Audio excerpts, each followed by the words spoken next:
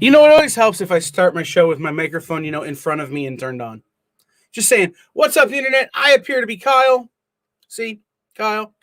Welcome into the pull list for this March 16th, 2021.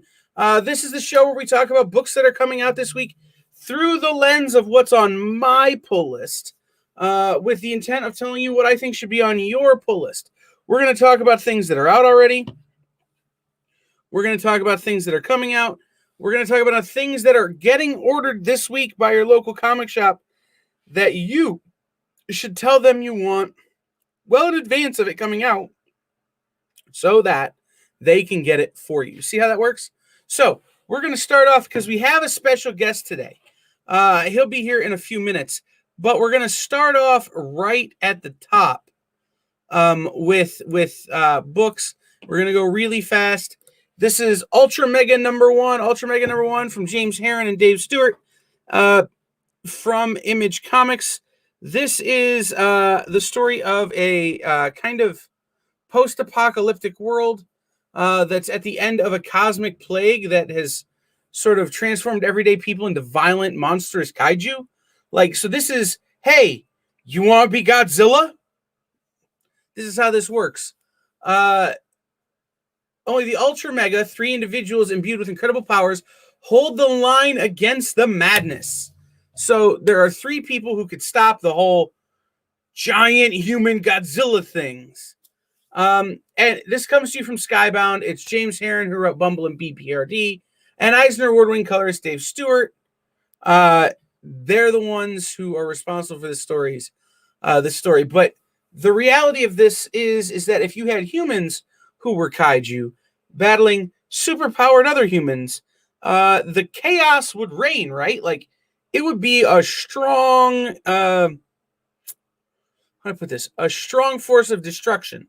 So this is the story that they tell about what happens when humans become kaijus and people try to stop them and the chaos that ensues. Fight monsters and stand with humanity in this new Skybound original. Remember the quick pitch on this one. The one everything is saying is that this is Extremity with Pacific Rim mixed together. So if you read Extremity and you liked it, this is that with also some Pacific Rim built in. So the next book that's up this week comes from our friends at Aftershock Comics. This is Bequest number 1. So Bequest is a sword and sorcery fantasy story, except that the land of sword and sorcery, a place called Tangia, is kind of like what you'd expect in a D&D kind of world, except that people from the modern world come in and actually do the pillaging, and they steal things from this world and they bring it to modern day Chicago, and they kind of trade them on the black market. So think about it this way. If you've ever played Dungeons and Dragons, or you've ever played any of those Warcraft type games, imagine if the things from that world were for sale in the real world and they had their powers. So a gang of heroes from Tangia have to come to modern day Chicago and try and get the stuff back. What happens when you see guys who are known for sword and sorcery, who are used to that kind of world, in modern day Chicago, where, let's be real, hot dogs and pizza abound, but so does crime and so does darkness. It's from Tim Seeley, who did Dark Red, Brilliant Trash, and Freddie Williams, who did He-Man and Thundercats, Batman, Teenage Mutant Ninja Turtles. This is a real-world fantasy book. Next book is a book I first told you about a few weeks ago when it was on initial order. This is Vietnam Horror. Vietnam Horror is about a unit of American soldiers who are running recon during the Vietnam War. And they're using a group of people that are colloquially named as tunnel rats, including a guy named Colton Jones, who's the lead of the story.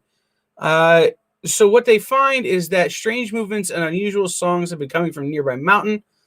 causing the men to be sent into the tunnels to search for members of the Viet Cong who they think are hiding. So this is a little bit Platoon, a little bit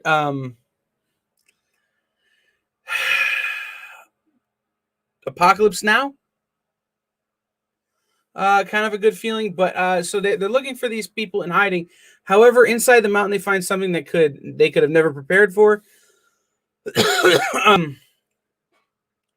So the thing about Vietnam horror is it's from Behemoth Comics. It's a story that you can kind of recognize from movies. Stories that you can kind of recognize that you've seen before. Like I said, in things like Apocalypse Now or Platoon or some of those, except that this is a non-traditional horror. So this has some definite twists and turns in the story that make it interesting and different. So, I mean, that's a dude in an army uniform with a skull for a face. So you never know what could what exactly is happening in one of these books.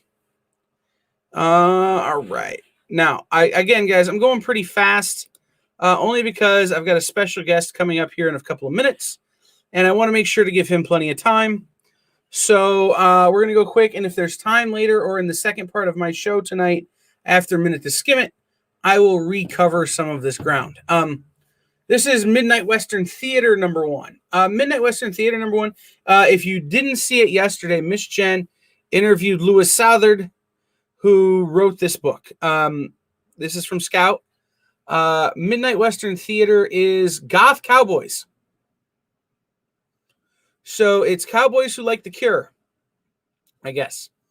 But this is the tale of a town under siege. The notorious Red Tom and his dastardly posse have laid claim to a once prosperous vista of Liberty Springs. But for how long? And will these outlaws be able to savor their sinful victory as two black-clad strangers suddenly arrive? So, y'all, those are vampires, I think. They may just be goth kids who are ahead of their time. But this is the story of, goth cowboys. It's set in the Wild West with some people who are maybe a little bit not who you expect them to be.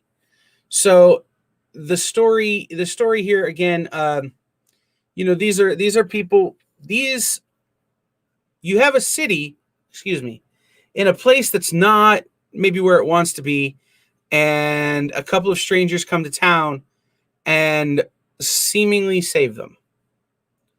But how and why is still unknown. Midnight Western Theater is a 5-part miniseries from Scout Comics. So be checking that one out. Scout Comics always sell really well and sell out really fast. So make sure you're checking those out when you have the chance. The next book, and guys, on my show, we don't normally talk about the big two very much, but we are this week in the form of Nightwing number 78. This is part 1 of Leaping into the Light. So I'll confess something to you guys. I don't really read Marvel or DC all that much. I read a couple of Marvel books. I'm reading Daredevil. I'm reading Spider-Man. I've been picking up some of the King in Black stuff that really interests me here and there. But on the other side, I tend to read Batman and whatever else is striking my fancy at the moment from DC. And this is one of those books. So, guys, this is part of Infinite Frontier. This is a part 1 coming out of Future State. And this is Nightwing is back, and his drive to keep Bloodhaven safe has never been stronger. But his adopted city has elected a new mayor with the last name of Zuko. When Nightwing enlists Batgirl's help in investigating the politician bearing the same name as the man who murdered his parents, she unearths details that will shock and fundamentally change the hero. So this is written by Tom Taylor, artist by Bruno Redondo, who did Injustice and Suicide Squad. this is the next phase for Nightwing. So, guys, we're coming out of Future State, and, we know that in the future, nothing is the same in the DC universe, right? You have the Magistrate, and you have all of that kind of stuff. And we remember where Nightwing was just very recently, before Future State. So you have to remember that this is in the middle. So if you read Future State, remember that that's way out here still in the very far future. And then the other stuff is kind of in the past, and this is in the present. So it's Nightwing learning how to be Nightwing again, in sort of a different setting. I will also say this. I think one of the benefits that we're going to see coming out of Future State and coming into this Infinite Frontier thing is it's a chance to sort of set a new trajectory for a lot of the DC books. A lot of them have been going on the same trajectory now since Rebirth, and there was nothing wrong with that, but this is a chance for them to take a strong left turn in these stories they're telling and really break new ground with these characters, which is not something that happens all that often in the DC universe. So great opportunity to start picking up any of the new books. So anything that comes out now post Future State is going to be a jumping on point of DC. If you're one of those people that has said, hey, I've had trouble getting into DC because there's so much backstory. Batman's over 100 issues in. Some of these characters are well over 100 issues into a story arc.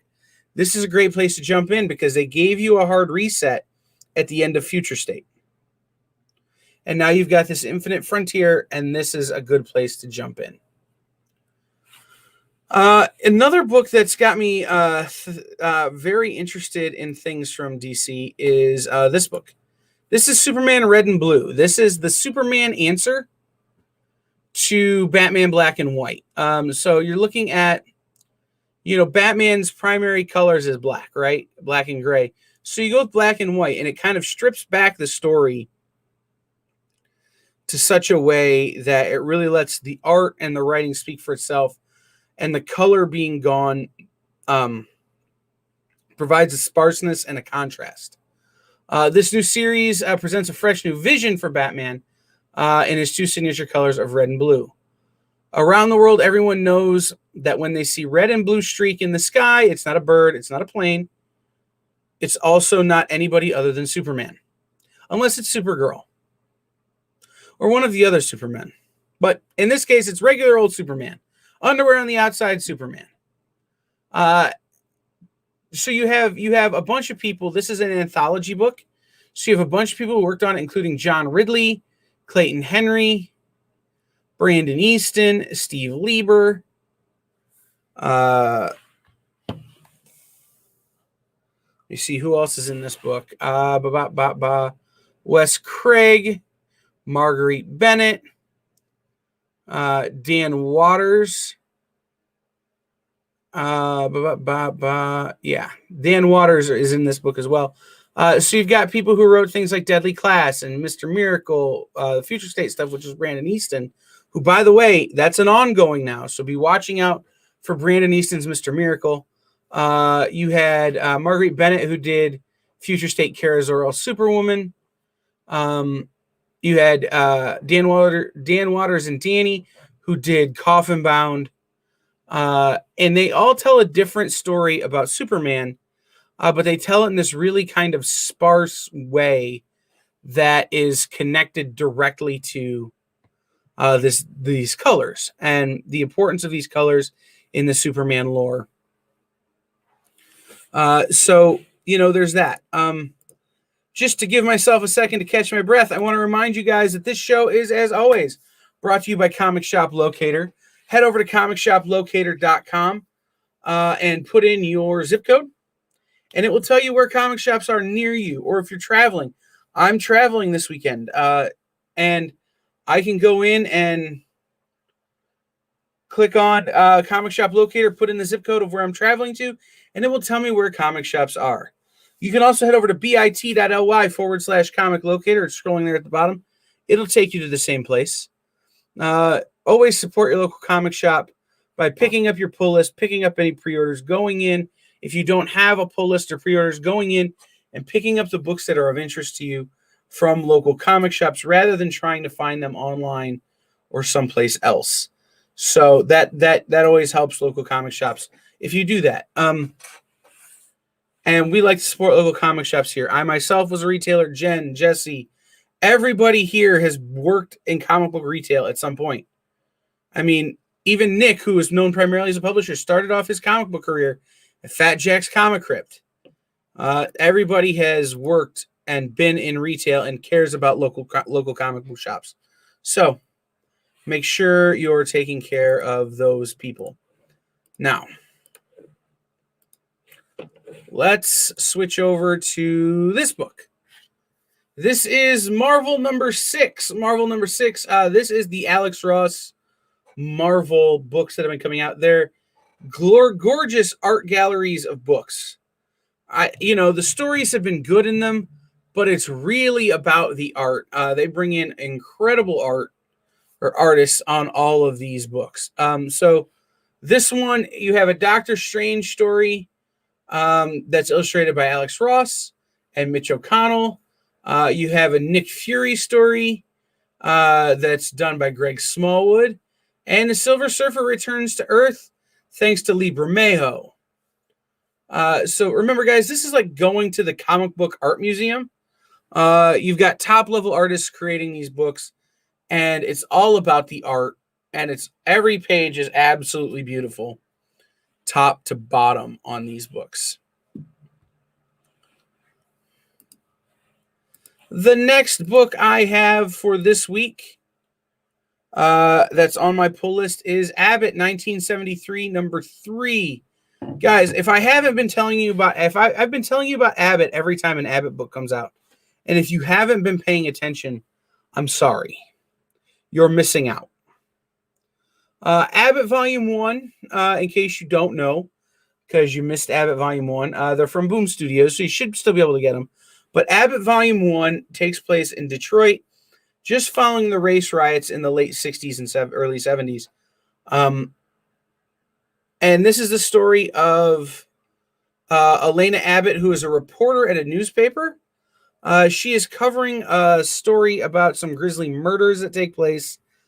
And it turns out that she is way more connected to them than she knows. The thing doing the killing is very connected to her and has a history with her. And so the whole first volume is her figuring out what that is and trying to help save her city. The second volume takes place a couple of years later, and she's still dealing with the struggles of being a female black reporter in the 70s, while also dealing with this sort of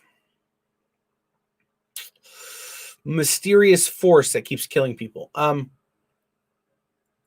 But what winds up happening is she puts together an alliance with people that you wouldn't expect, and it turns out her enemies already knew.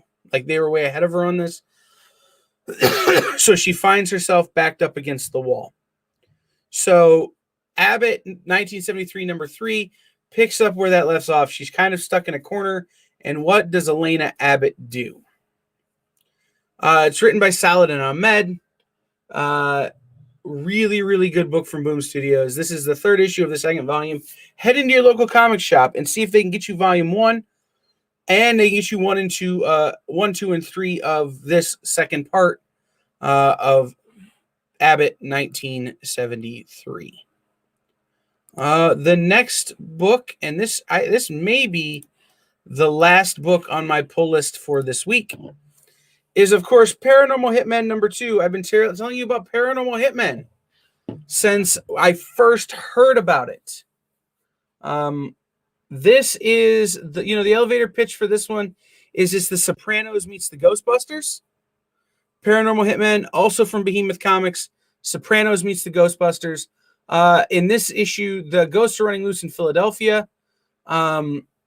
And the tool these dudes are using to catch these ghosts maybe aren't working. Will Gene and Devin be able to stop these ghosts on their own?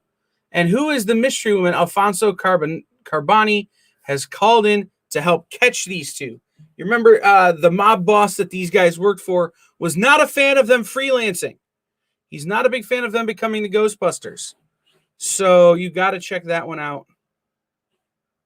All right. So we are going to take a quick break, and my special guest is here. He's late, but I suppose he probably had to do his hair because that's a thing he does. So we will be back in just a couple seconds with my special guest who just left on me, but I'm sure he'll be back in just a second. So we'll see you guys in just a second.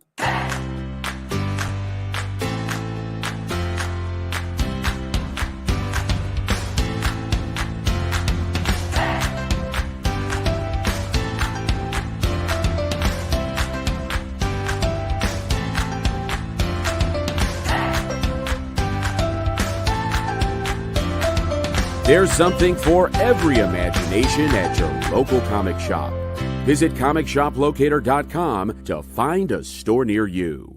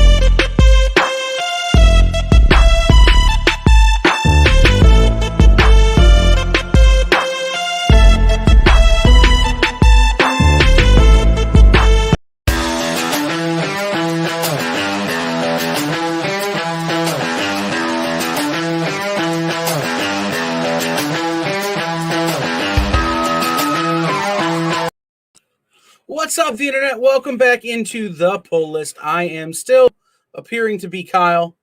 That hasn't changed. Someone let me know if it does. But our next guest, it's our first guest on this show. I've had guests on my other shows, but this is my first guest on this show. And we're here to talk about his book that isn't even out yet for a while. You can't pre-order it. Well, you can, but you can't get it on FOC. And we'll talk about the difference here in just a second. This book is Keisters and Chairs, or Butts and Seats, the story of somebody that isn't him. This is Dirk Manning. What's up, buddy? What is going on, Kyle? I thank you for having me on. It's an honor to be the first guest. I had no idea.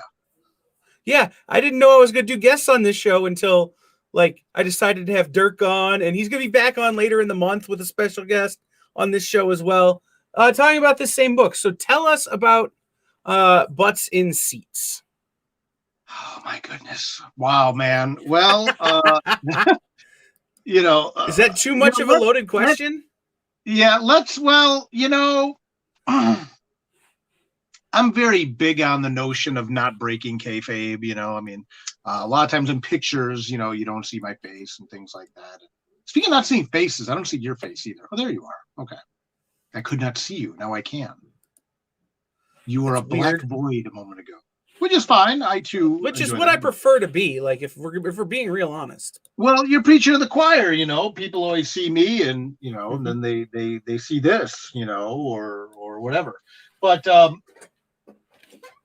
this has been humbling. This is crazy. I've been working on. Let's back up what we're talking about. Butts and Seats, the Tony Schiavone story. This is a autobiographical comic with Tony Schiavone. The legendary wrestling announcer, he's been announcing for decades now. Started in Jim Crockett Promotions, had a very legendary run in WCW. He worked for WWF, WWE. He had a one-night engagement with TNA, and now, of course, he's with All Elite Wrestling. Very, very... That's that guy. That guy. That cover is by Mariana Pescosta, the Ringo Award-nominated artist of Twisted, Haunted High on Southern Book. With another real person or peoples. No, it's crazy, man. We've been working on this book for almost a year, and this is an autobiography. Tony is curating the book with me. I wrote this graphic novel about his whole his life in wrestling, his life outside of wrestling, everything from what got him into wrestling as a child to his time with the Crockett Promotions, his time with WCW, his times with WWE, with Impact, now with AEW, the time he was out of wrestling for a while. And we're just blown away. I was clicking around here when you first brought me on because we launched this morning at 11 a.m. Eastern. And as we're talking now, it's about 6:30 Eastern. Wow. And we are already just shy of $31,000 in pre-sales on Kickstarter, which is, there, I'll be like that. Now I'm perfect. Which is mind-boggling. I was looking, we're at 511 backers already. We have already unlocked all 5 round 1 stretch goals, and we are on the verge of unlocking the 6th stretch goal in under 12 hours, which... And people that know me will know, well, Dirk, you run these massive Kickstarters anyway. I get it. I get the narrative, and I to an extent, I guess it's well earned, but this is insane. This is crazy. Yeah, I was talking to a small pixie of a person who's very involved in this book as well, and I promised her that I would ask the following question: why didn't you ask for more money? It's never about the money for me. And I can tell you, full disclosure, it's not about the money for Tony. Oh no, Tony is a comic fan, and I'm a comic fan, and I'm a wrestling fan too. So when we had the opportunity to do this book, we took the opportunity, and again, people that know me and have followed my career, including laying the foundation that a lot of people now use on Kickstarter. To me, it's never been about making a bunch of money. It's about making a really cool book. I should have caveated that question by going, hey, if you would have asked for just a little bit more, maybe we wouldn't have to be updating the website so often. Like, I'm just talking about logistics. Okay, well, you don't you never want to take anything for granted. You know what I mean? I always set a goal for a Kickstarter at a level that will allow us to make the book, even if that means we got to put a little in ourselves. Yeah. It's a Kickstarter. It is not GoFundMe. This is a whole different animal. This is like, if you put in this much, we can make this book. And what's happened now, looking at the stretch goals here, it's crazy. Everyone gets a book plate by Josh Werner, signed by Josh, signed by me, signed by Tony Schiavone. And now we're really close to unlocking. We're going to get 10 extra Uncle Tony pinups in the book by 10 more artists. Now we're adding to the book. And then after that, we're going to be adding bonus stories with Bobby Heenan, Chief Wahoo McDaniel, Sting, Ric Flair. Then from there, we're going to upgrade the Kickstarter exclusive hardcover. We have an exclusive cover, a variant cover. So everyone that backs the hardcover will get the exclusive cover by Scott James, who did the cover to the Ashcan. He's one of the artists in the book. And then from there, we will upgrade the variant cover to include an actual metallic gold belt, because Tony will be the champion of the wrestling announcers on Kickstarter. My point being, all that value we're adding to the book obviously costs a bit more money. We're adding more pages. We're paying more artists. We're upgrading the cover. But that's what it's about to us. It's about offering the people that pre-order this book through buttsandseatscomic.com, that'll take you to the Kickstarter, giving them the most value possible, you know? So it's crazy. I mean, I was talking to, the reason I'm a few minutes late from what I told you privately I would jump on is I was talking to Travis McIntyre at Source Point Press, and he's in the same boat. We're just blown away. We're blown away. We're thankful. We thank all of you who are backing this project. It's awesome. You know, it's fun doing that. You know, I love doing Kickstarters anyway. So to have a stretch goal party now is a blast. And what's cool about Source Point Press's Kickstarters is that it's usually to do something like an exclusive hardcover. Right. To do something like what we're doing. This is a book that will be available in local comic shops through Source Point Press, through their different distribution avenues they have. You know, so this is something that, yeah, backing it on Kickstarter, you know, that's going to get you something cool to put on your shelf, but you're also going to be able to go out and get a copy from your local comic book shop that you can read and beat up and share around with your friends. Well, absolutely. And that's one of the things too, that, you know, the Kickstarter is for like this deluxe exclusive edition, but the book is still going to be available to local comic shops, things like that. But what is knock on wood, in a perfect world, what'll happen is people that get the Kickstarter exclusive, yeah, there you go. People that get the Kickstarter exclusive hardcover are at least going to have a Kickstarter exclusive hardcover of this cover that you see from Ring Award nominated artist Mariana Pascosta. We might get to a point where it's going to, instead of a variant cover by Scott James, we may get to the point as well where it's then going to have like metallic embellishments and enhancements on the cover. Right. You know, you're going to be getting the sign. You're right. People are already getting the signed book plate. So the book is also going to come signed by me, signed by Josh Werner, signed with Tony. The book plate will be. So this is a chance for people to get that nice deluxe version. And like you said, though, people can then go to local comic shops and just get the standard trade paperback, which will have Mariana's cover on it and will be a soft cover, the reader copy, if you will. Because books like this, these real fancy hardcovers, I got like a shelf over here with my own Kickstarter exclusive hardcovers that are like my take them out and just look at them and like, wow, man, we did this thing. And then I got a shelf over here with all my fancy hardcovers from like Eric Powell and Mike Mignola and Alan Moore, you know, and some of the writers that I really like. So I understand the value of having the collectible edition of the book. You know, that's something that means a lot to me too. So I get it. I'm a fan first, you know.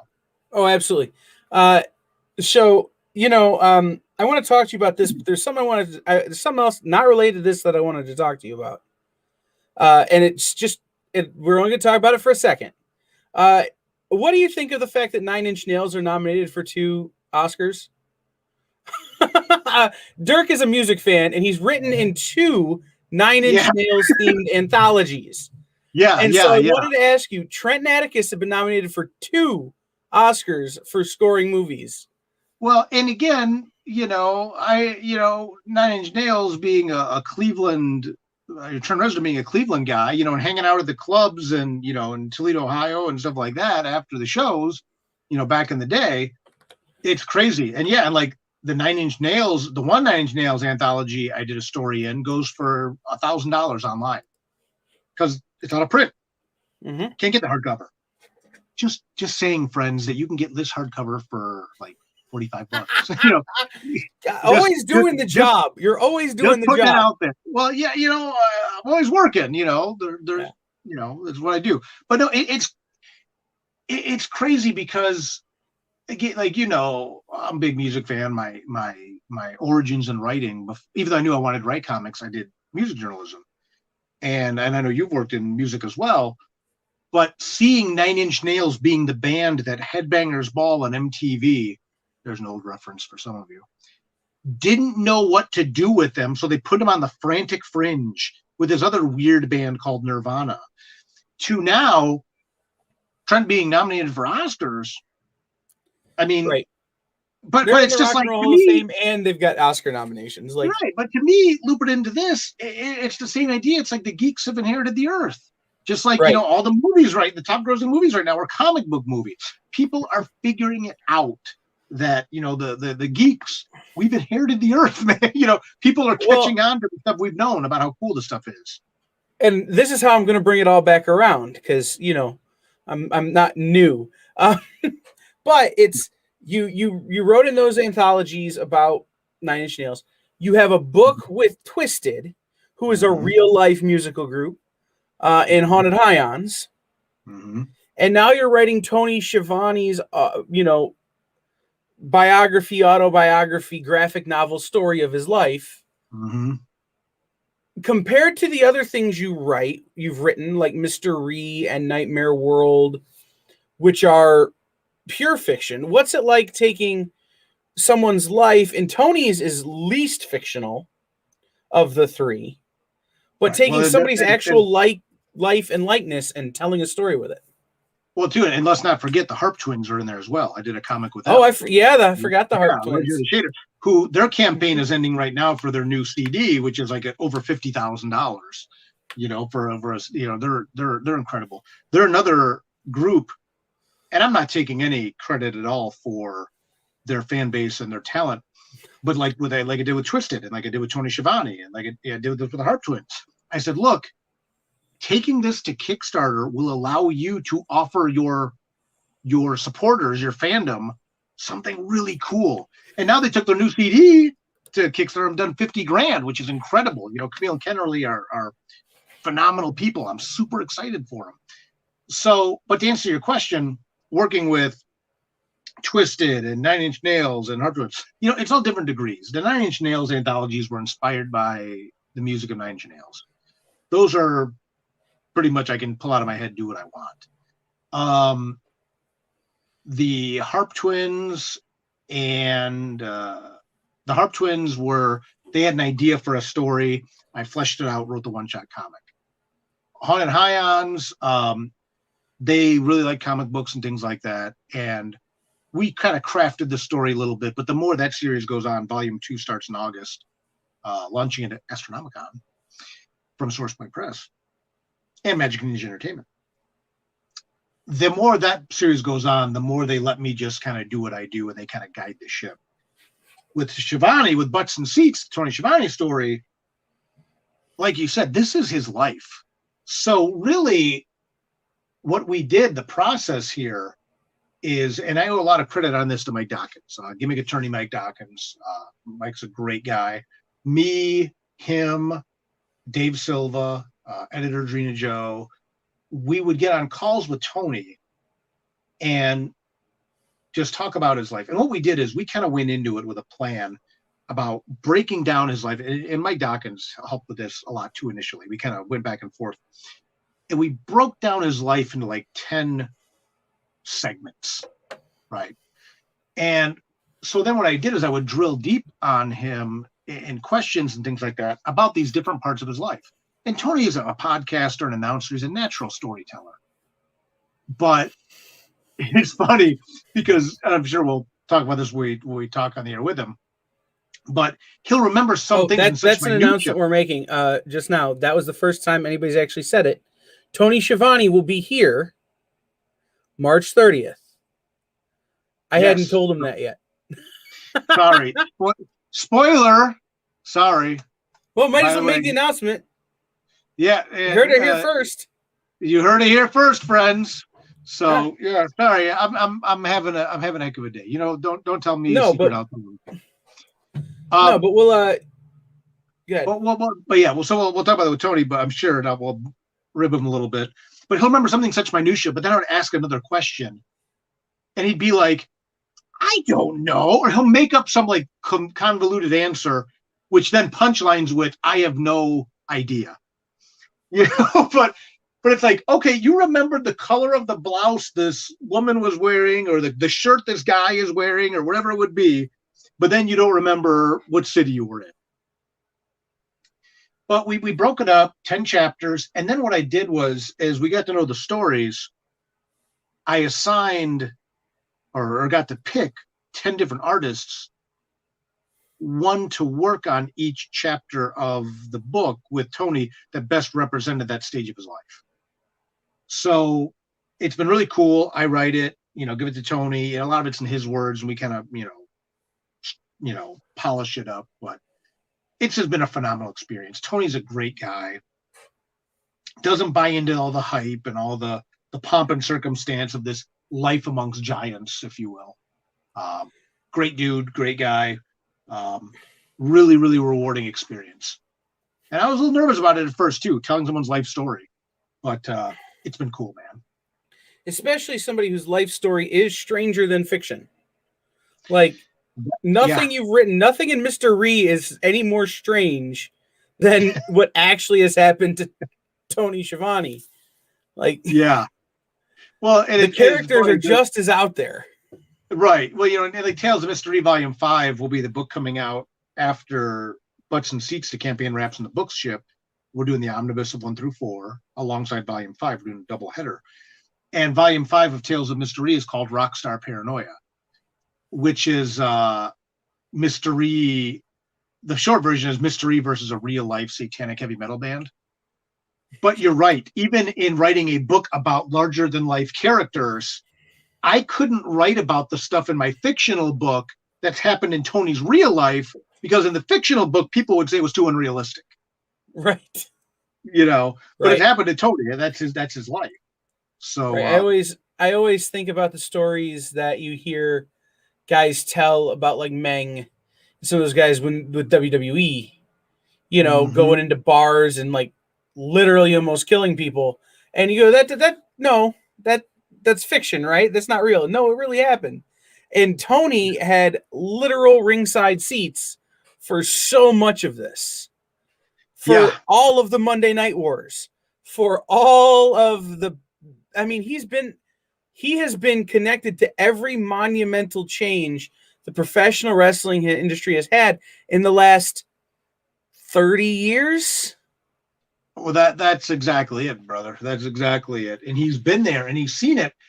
And he's a guy that's never bought into the hype. He's right. And I say this in the most positive fashion. He's the everyman, but then he has these, like I said, we're getting to the point where we start unlocking bonus stories. Oh my gosh, the bonus story with him and Ric Flair. It's hilarious. Or the story with him and Sting, and it just seeing these people kind of behind the curtain. And, again, we'd have these conference calls, when we're all, jamming through these stages of his life. And there's times when we were just all hysterically laughing. And there was times in like chapter 2, which is the chapter about how he met Lois, his wife. Literally, you have all these big dudes, and then no, Drina's not a big dude. So and Drina, everyone. She's got big dude energy. That's fair. I like Drina will take you out. I like to work with, like, Leah Letterman's the same way. I like to work with small editors with big energy. Right. No, guys, just so you know, the wildest story you've ever heard about a professional wrestler getting in a fight, Drina could take him. All right. She wouldn't even have to lift a finger. She'd just give him a look, and she would win. Well, when you're dealing with all kinds of big personalities, it's important to have strong editors that know what they're doing. And Drina fits that that mold. Again, props to Leah Letterman, same thing. But anyway, we're all of us, all like Silva, Dawkins, we're all sitting there, tears just running down our cheeks. I mean, literally, no joke, we're crying. The story is so romantic, and then other times we're just laughing. We're just dying, his story is just so incredible. And everybody's story is incredible to themselves, but to have a story that's this engaging, that even non-wrestling fans, I think, will really appreciate this story. It's just remarkable. It's just, what you just put on the... I appreciate the scary confidence vote. Yeah. No, it's it's funny you just said that, because I have a Tony Schiavone story. That's when I met him, and he'll never remember who I was. The situation in which I met him is unique to my life and unique to a time in his life. But to me, it's so ingrained in my brain. Right. That, it's I can't wait to talk to, I can't wait. I hope I get the chance to talk to him about that period in his life. Because to me, it's fascinating. It's what happens when you're one of the most recognizable voices in an industry in professional wrestling, and all of a sudden that job's not there anymore. Right. And so you go and you work on your passion, which one of his passions is baseball. And now he's calling baseball games. And what is that like to not have to talk about for when he's on? Oh, I will. But I want to talk about what's it like to go from calling a steel chair to the head to calling a squeeze play at first. Well, and what's funny is we talk about that in the book. We talk about his life when Josh Ross wrote illustrated the chapter Leaving Wrestling, and it's about Tony just fed up, burned out, and he walks away from it. And he goes back into sports broadcasting and what that's like in that world and what got him back in, and that's where you look at people like Conrad Thompson, the very influential podcaster and things like that, who, helped woo Tony back in, hesitantly. And now he's with AEW, the hottest wrestling promotion in the world right now. It's crazy. And it's truly such an honor to be working with him on this book, and oh my gosh, we're about to unlock the 6th stretch goal just as we're sitting here talking. This is guys, if we can hit that last stretch goal, get to that 6th stretch goal before Dirk and I end up are done talking, I will what will I do? I will buy. How am I going to do this? I will provide the ice cream for our Tony Schiavone interview. That's what I will do. Is so we can all eat ice cream on the air while we're talking. That's what I will do. Ship some down to Atlanta. Guys, we're only $94 away. And we've got 10 minutes. Oh my gosh. It's right. I will ship some. If I have to, just so we can all be eating. Hey, full disclosure, when we're done talking, I'm going to take a break and I'm going to do a live stream and I'm going to have ice cream. I don't eat a lot of ice cream at home, contrary to popular belief. Again, I'll break. I know that to be true. I usually have to take it to him to get him to eat ice cream at home. But I bought ice cream today and we're going to celebrate tonight, man. Because, I mean, it's wild. But yeah, you can go to buttsandseatscomic.com. Yeah, we're like, what are we? $94. I'm trying to look. No, I'm trying to look pledge wise. We are basically a gimme everything and a hardcover, and we'll be over the 6th stretch goal, 7th stretch goal. I can't even keep track at this point. 6th. It'll be the 6th stretch goal unlocked, and this is the which first will get you. Day. You guys are insane. Right. I love it. Which will get you the illustrated pinups of Uncle Tony, which is 10. A weird thing to call them. Just 10. 10. Well, 10, 10. Yeah.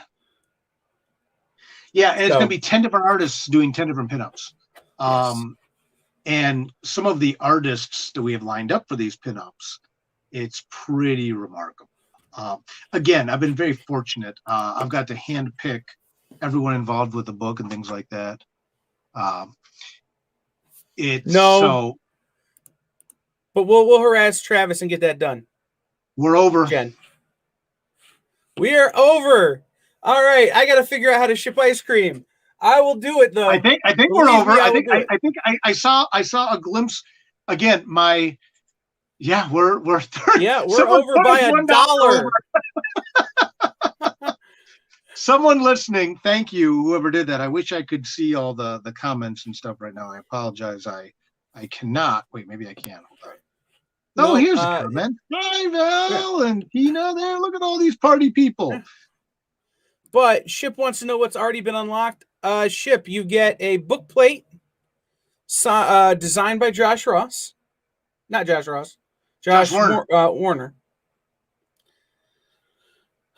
Yeah. I knew I was going to mess up. I'm going to look today. right now. So here's what you get so far with a hardcover. And by the way, Jen, I did talk. We are going to get a retailer pledge level in there. So what we're going to do is anybody who gets the hardcover edition of the book, which is a Kickstarter exclusive, you are going to get a book. You're going to get a free digital PDF of the book.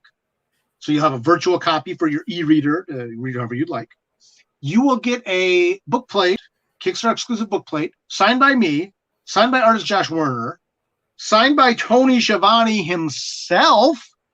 You will also now get 10, there's going to be 10 extra pinups in the book by 10 different artists. And again, some of the artists, people are going to lose their minds when they see the artists that we have lined up for the pinups on this book. Some really, really cool stuff. Now, after this, we're going to start unlocking bonus stories. So we'll have a bonus story with Bobby Heenan, Chief Wahoo McDaniel, Sting, and Ric Flair bonus story. Right. And that will add I can't imagine. Oh, go ahead. The Bobby the Brain Heenan story has got to be epic. Len O'Grady is illustrating that one. Len originally was going to do one of the full chapters, but he had an injury to his arm, so he's doing one of the backup stories instead. But yeah, it's hilarious. 32001, Drina. Crazy. So, right. Yeah, it's no, this is wild. It's crazy. Yeah, and if we unlock all of our bonus stories, let me do my math here. That's going to be another 18 pages of story content on top of the 10 pages ready from the pinups. So you're getting more than an extra issue's worth of content.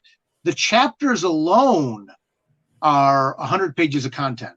So we're looking at almost 130 page. We're looking at a minimum, well, God, more than 130 page book already.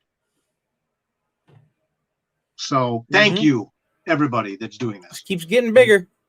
It's just wild. You guys are absolutely incredible. So whoever put us over out there, thank you. Yes. It's very, very appreciated. So I guess, Kyle, I have to jump out of here because I need to go get them to update the Kickstarter again. Yeah, I mean, we were going to go 15 minutes. We've gone a half an hour because we get to talking. I gotta get back to work. One last time, head over to Butts and Seats comic.com.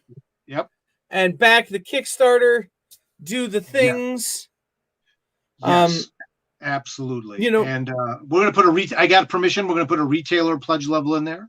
So Ms. Jen, thank you for that. The honorary Space Cadets collection retailer pledge level. That's what you should call it. Oh, I do. I did it on the last campaign too, and yeah, Jen, obviously one of the founding founders of the comic book shopping experience here. So Jen's a great person. I love Jen to death, like I love you, Kyle. Like I love all of you here. I'm just very grateful to have all of your support. So I'm gonna go get to it. I don't trust it. I don't blame you, but it's true. That's fair. And I will see you again on the 30th. Yes. With Tony Schiavone. What time is that going to be? This isn't going to matter to anybody but you and me, but Pee-wee's is open. I'm just throwing that out there. So we will talk very soon. Crunch cones. The only two people in the world who know what that is I just said it. So we're going to move on. Crunch cone in the world. Yes, we will be back in just a couple minutes to wrap up the pull list. Thank you to Dirk Manning. Jen and Hannah are ready for their show, which is like in 5-ish minutes. So we will see everybody after this quick break. Stay tuned.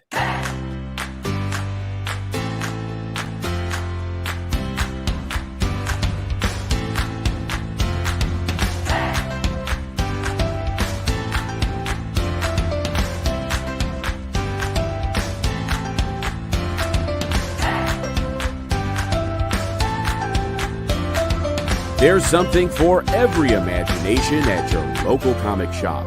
Visit comicshoplocator.com to find a store near you.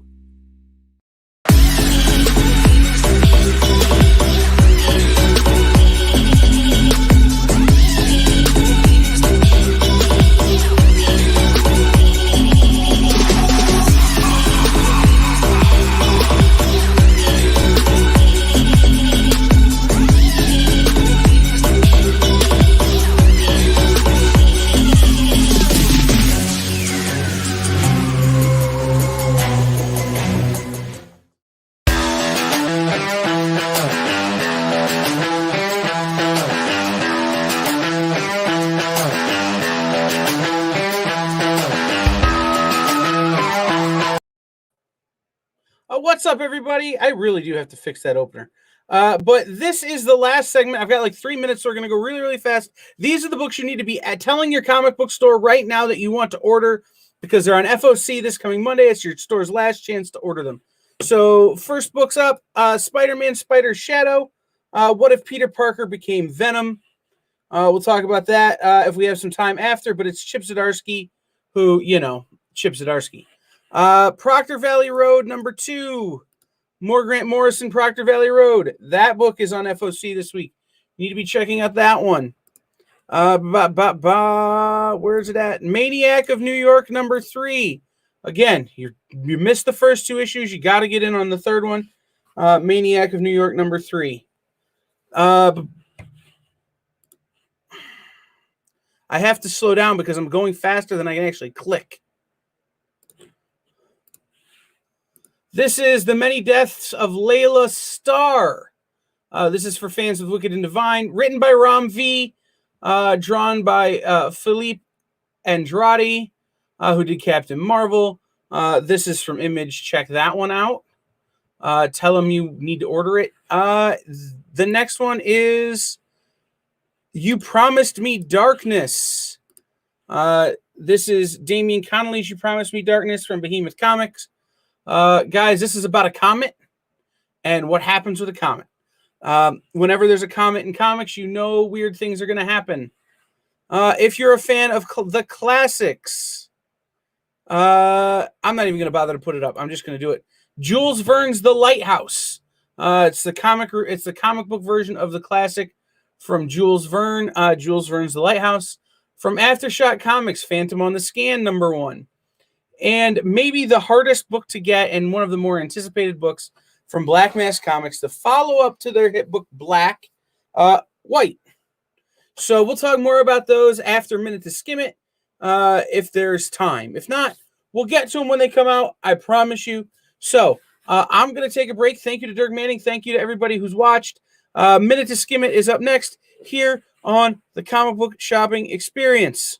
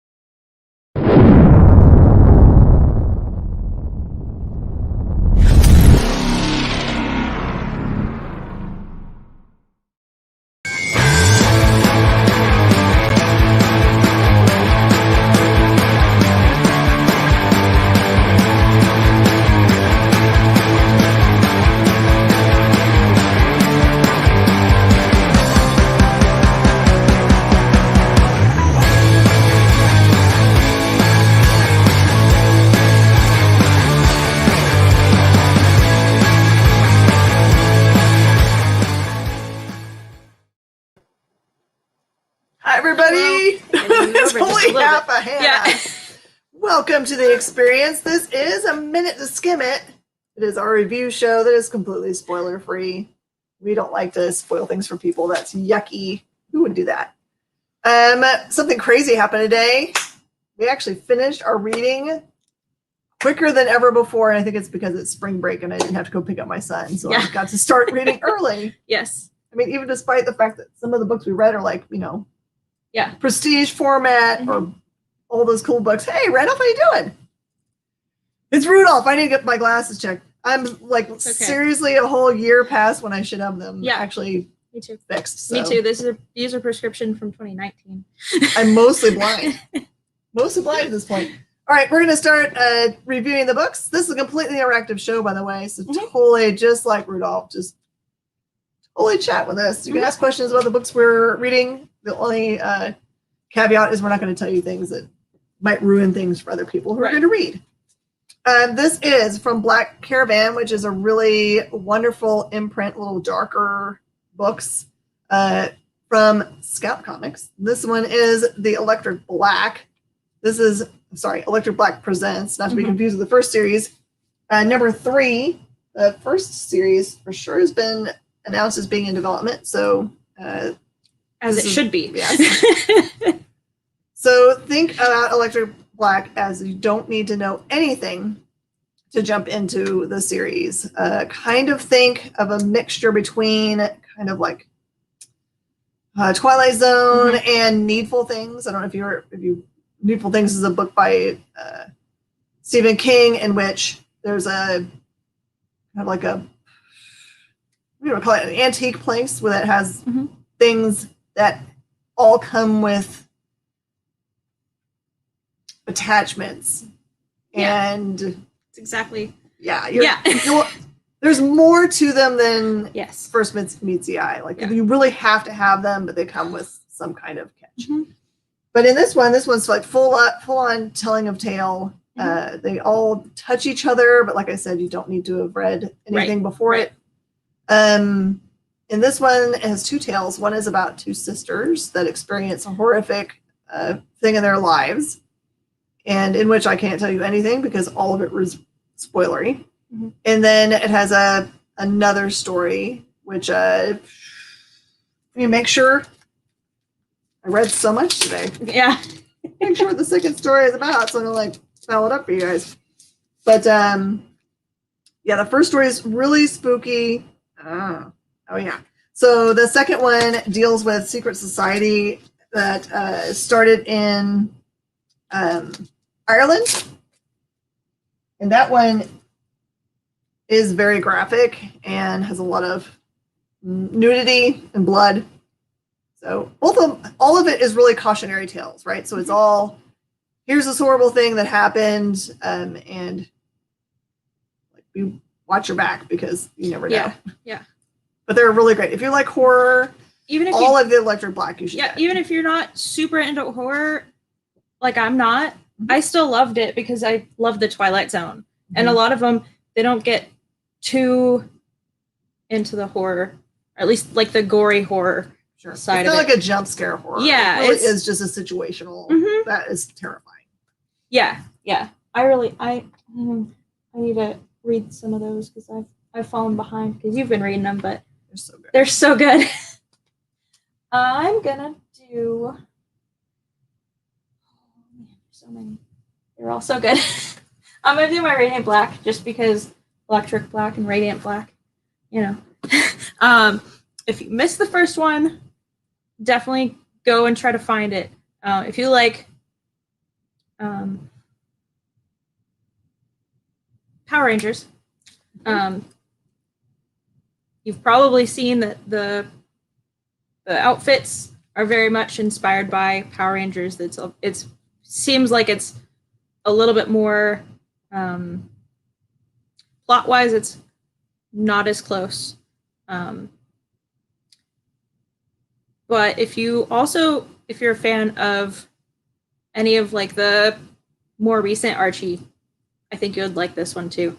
I've gotten really into Riverdale lately, and a lot of the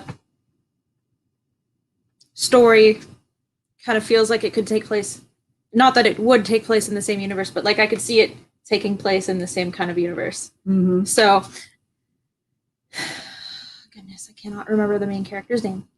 But in the first issue, he finds what looks like a mini black hole. Of course, what are you going to do when you find a mini black hole? You're going to touch it, right? I mean, not if you're a physicist, but probably everybody else. Right. He's a writer, so, you know, why not? And then he gets this suit, and it gives him magical, superpowers, and, and at the end of the issue, he's, what just happened? How did this happen? As if, he and his best friend weren't also just, they kind of helped some cops out. Yeah. Yes. Good advice always. I mean, they talk about all the time about like scientists have now figured out a way to make tiny black hole. I'm like, no, that's a bad idea of any size because tiny does not mean less powerful. It just means more dense. Right. It means more eating. It means it's right at that phase where it's time to eat. It's hungry. Nom, nom, nom, nom. And there's a new character appearance here, and also this book hit pretty.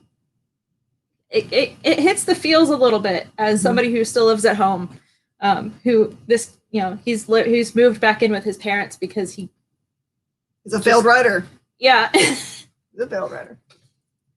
All right, so Rudolph had a really good question that was one above. Was it the same Electric Black? So they had a series of Electric Black that was just Electric Black. Yes. And I think it was like 4 or 5 issues. And then this is the part of the second series called Electric Black Presents. So they are related, done by the same creative team. It's just this is the second series with a little bit of a different name. All right. Also, like this Dead End Kids is related to the other Dead End Kids, but this one is Dead End Kids Suburban Job number 3. I thought that number 3 was going to be the end since the first Dead End Kids was a 3-issue series, but no, this one totally leaves itself on another cliffhanger. All you need to know about the Dead End Kids Suburban Job is that these now young adults find themselves in possession of a giant bag of cash that they know is not theirs. And that the ruffians that are part of their neck of the woods have decided they're just going to go around and anyone they think might have the cash, they basically kidnap them and beat them up and see if they've got it. That sounds logical. Yeah, and they did actually happen to pick up one of the guys that's part of this group that does have the cash. So in this one, they're actually trying to break into this bad guy's house to return the money, thinking he might just let it go if it reappears. We all know that this is not logical. No. And probably you shouldn't try to break into a really bad guy's house, given that, get this, they have a 4-minute window in which nothing can go wrong. No buzz of pulse. So yeah, definitely, if you haven't read Dead End Kids, it is in trade paperback and you should totally get it. To get the individual issues might make you crazy because it's really hard. It was so popular and sold out. Like issue 2, I think, is impossible. And this one, you probably could totally get. I think this one is much, much easier to get into, but I highly recommend the first one, which is centered around a murder. All right. All right, so from Scout, we've got Tart Soul Searchers. If you haven't read the first Tart, you don't need to have. All you need to know is that this is Tart, and she is, oh goodness, how do they describe it? Not like a Reaper, but like they kind of, because they specific. There's a specific Reaper, and then there's what she and her, I guess, more colleagues than friends do, and she and her colleagues will. Their missions are to, I guess, the step before a Reaper, where they go and find the souls that need to move on, and usually there's some sort of monster preventing their souls from moving on, so they have to go and take care of the monsters. Okay. So the first issue of Tart number 1 was the first issue, and then I went to trade. This one is kind of. Is this also a non-stop title, or is it? It's not non-stop, I don't think, because this one's a thicker issue, and it's got I mean, not like multiple stories, because it all is together. It's almost like a mini trade, I want to say. Thick boy. Yeah. Thick book. And I really liked the first Tart, so I was like really excited that they were going to do more. And I think they're still going to do some more. So, based on what I saw at the end of that one. So, Awesome. I'm excited. It's if anything needs to be made into like a series of some sort, I'd say Tart. From I'm not gonna say it's my favorite book this week, but it might be my favorite book this week. I really didn't think I was gonna like this book. You guys all know me, and if you don't know me, I'll tell you something about me. I always think to myself, I can't give every single book a positive review because no one's going to trust that every book in the universe is good, even though I can find good in every comic book. Usually if I say, I don't know what I just read, that's loosely me saying, I don't think it was a good book, but you might find it to be delightful because I'm not going to hate on someone else's really great thing that they love. So this isn't one of those. This isn't one of those, I don't know what I just read, nor is it, I actually secretly hate it. This was just, I picked it up going, just from the cover of it and the fact that it's a Scoot title from Scout, which is supposed to be aimed at kids. I thought it would be a book to be like, read and, oh, okay, that was fun. But no lie, y'all. I mean, ignore the fact that it's for kids because it didn't feel like it. I actually went back and looked at it. I was like, wait. Because it doesn't have anything bad in it. It just didn't feel like it was written for kids. It was more like it was entertaining for us. So, aren't we all just kids at heart, Jen? Yeah. I mean, man, I wish I could show you this inside because there's a picture of one of the characters. Her name is Major Granny, and it is exactly what you think. It is a grandma dressed in like army clothing with her her belt up to her, and it's so hilarious. So what it looks like is happening is that these two characters on the front cover, those are both of those beings are the exact same things, just one of them is in their superhero form. God. They go and are either awarded or buy some radioactive salsa that's gone bad. That's what I'm saying, yo. That's what I'm saying. Totally right. Okay, calm down. Yeah, it's powerful, delicious, super salsa. And it allows them to change shapes into being these superheroes. And then it gets even more ridiculous from there. But it is delightful. I am super happy about what it's called, Wild Bull and Chipper. And it does kind of like tell its story out of order. So that's also nice that it's not a straightforward telling. But yeah, it introduces some characters that are ridiculous. Like there's a team that they are either trying to team with or something. But the main character is named Mesmer, who basically looks like Doctor Strange, but he doesn't wear a shirt. And there is two characters that are kind of like, Tamox and Zaymot from G.I. Joe. The twins are the exact same opposite names, but their names are Pete and Repeat. I am trying to do paperwork and you're full of shenanigans today. I'm sorry. I'm like, salsa, Pete, repeat. Okay. Okay. So I highly recommend this book. It's going to cost you $2. $2 to just give yourself the most joy. Mm-hmm. Don't be drinking milk while you read it because it will shoot out your nose. And don't eat salsa, apparently. I mean, maybe you should. Maybe you should buy salsa and make a party out of it. Get yourself some weird salsa, though. Get like some salsa that makes sense, like mango salsa. Oh, no. That's the one that makes sense. People was ready. There you go. All right, so orcs number 2. In the first issue, we meet our band of misfit orcs that they really don't fit in with some of the other orcs. That's why they're sent off on their adventures, because he's like the king or something. I can't remember. You can read it.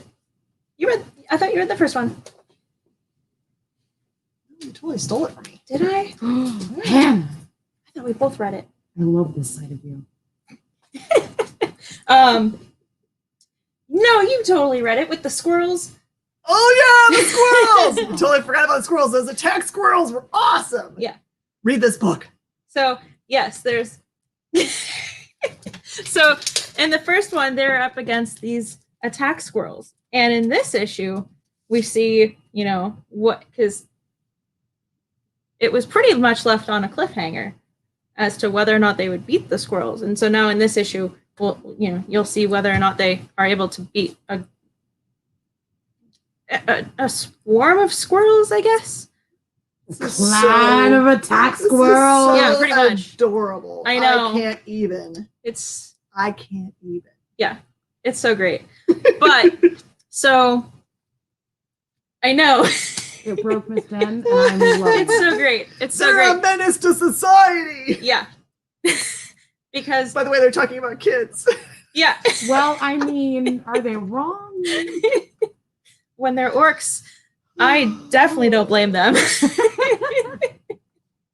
Are they But right?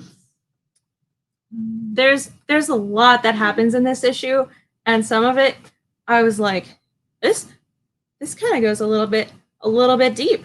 I'm super glad because I love when kids' books get a little bit deep. Mm-hmm.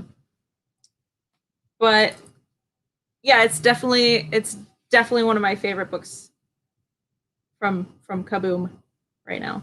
This will be so good as like just an animated show, right? It's ready to go. They don't have to do anything. Yep. So yeah, definitely pick up orcs. Oh, I'm sorry, orcs. Because it has the exclamation mark. Mm-hmm. I apologize that as soon as she said squirrels, I was like, oh yeah. Yeah. Is there no squirrel emojis or only what is that? Chipmunks. Chipmunks? Oh, yeah. What are you gonna do? Maybe the next update on emojis. Yes, we need them. All right, Midnight Western Theater. Yeah. I got to interview Mr. Southard yesterday.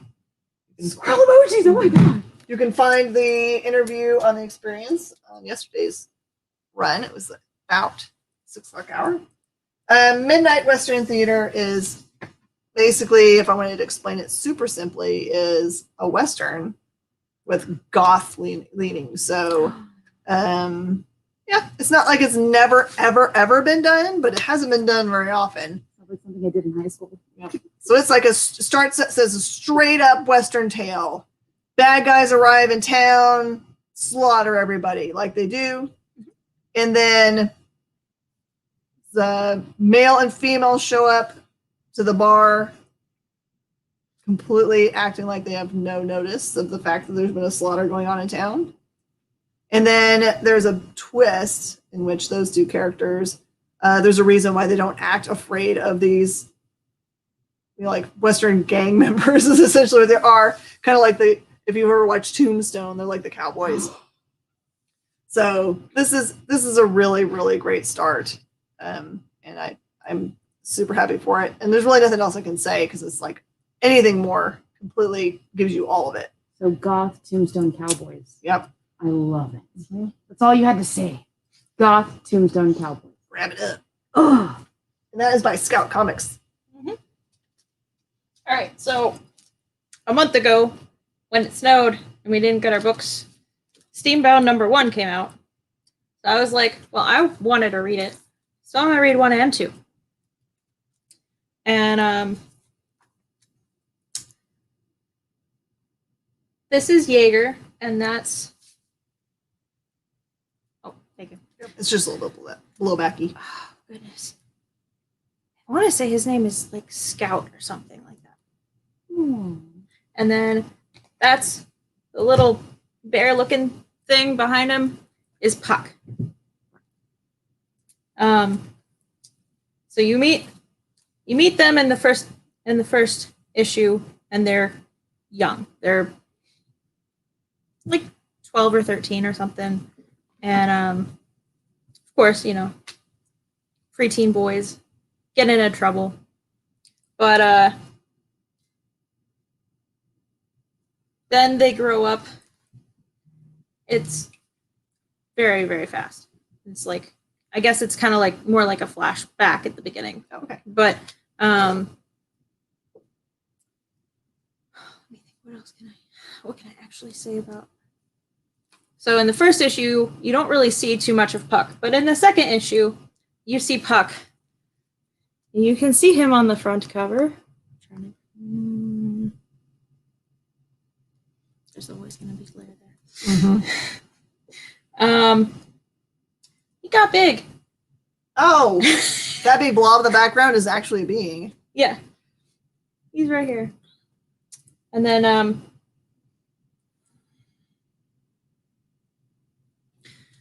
okay, so I will say this. If I had just read number 1 without being able to have read number 2 right afterwards, I completely would have forgotten what had happened by number 2. So, it's good that you review them. So much that happens.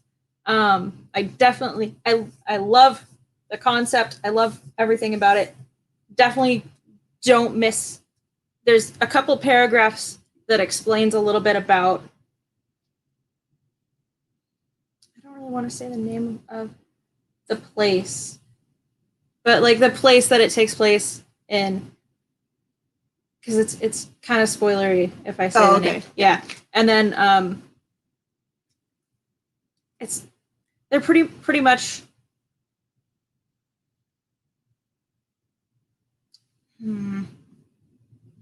Like the police force, kind of, but not really. That they explain in one of the paragraphs. And, Popo. Kind of. Coppers.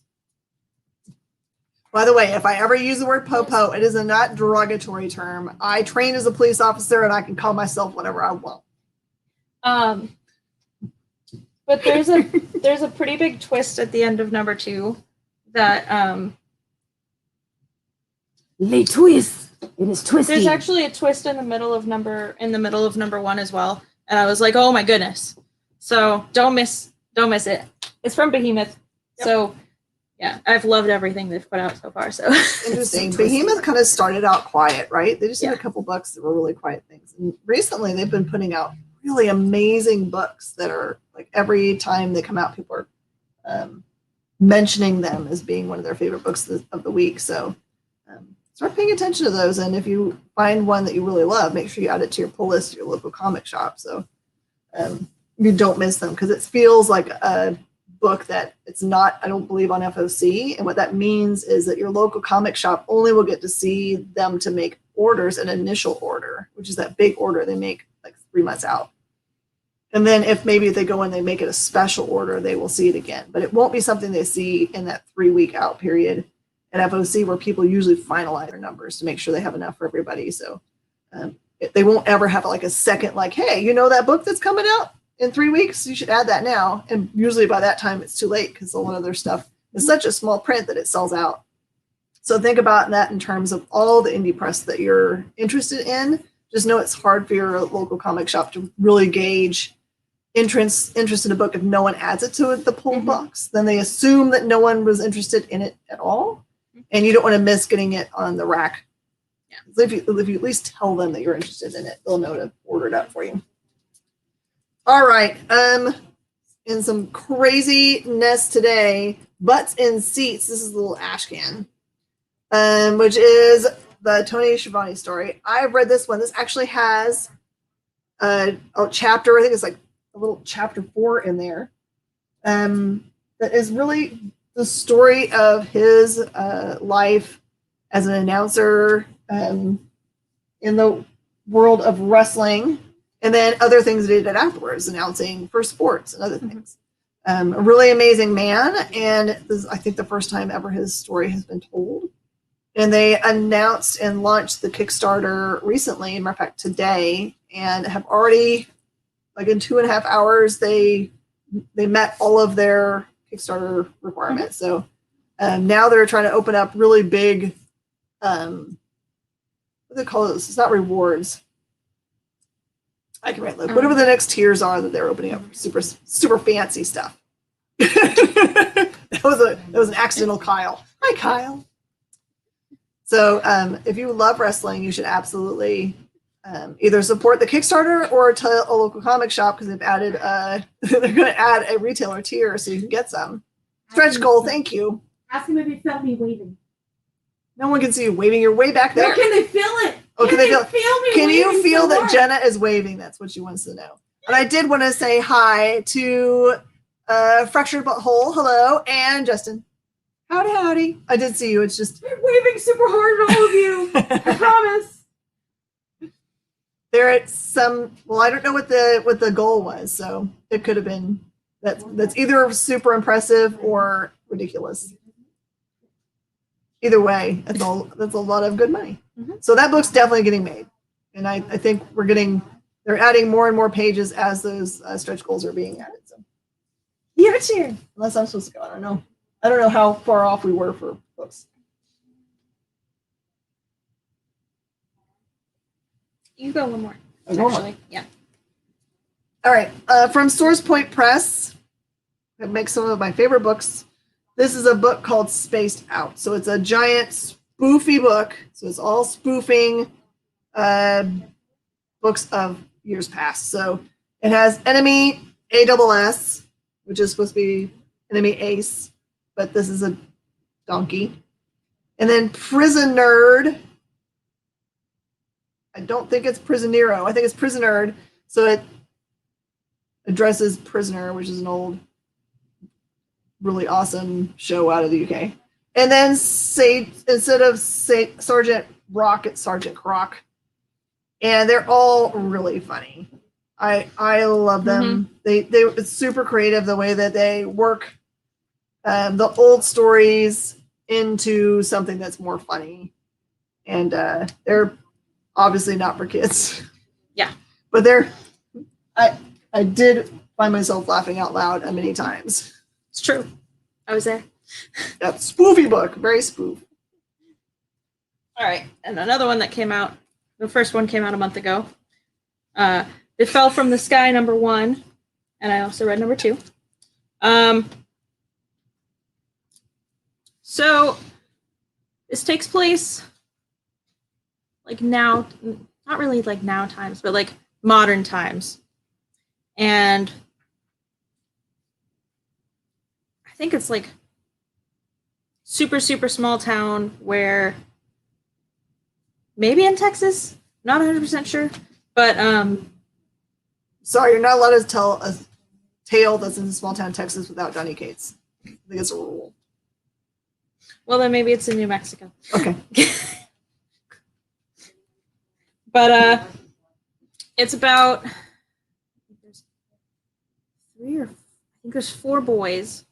And they're like maybe 12, 13, something like that.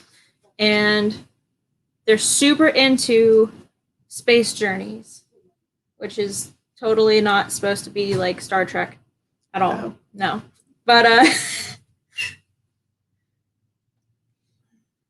the feel that I get is from this book is that if E.T. was way nerdier and way cooler. But I'm not a huge E.T. fan, so it's scary. Is it like Alienated? Boom, did So- it called Alienated? You read that one. I didn't get a chance to read that one. Oh. Yeah. But so they're in the middle of watching the show together online. Like how people do viewing parties nowadays. And they hear this crash, and this spaceship has crashed, and they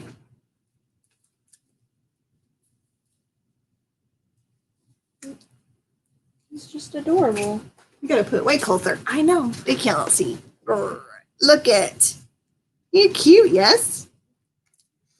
So the cute ones are scariest. According to Galaxy Quest. That's true. According to Galaxy Quest, yes. I'm trying to think of what else I can say. Oh, the first and second issue deals a lot with this is our main character, and I cannot remember his name for the life of me. His how he gets bullied at school. His older sister pretends that she doesn't care about it, but she totally does. And how his dad and him don't really get along well because he lives on a farm and he doesn't want to live on a farm. Mm-hmm. all I can really say about it, other than You got it, Rudolph. Also mixed with Super 8. If you ever watched that Spielberg film.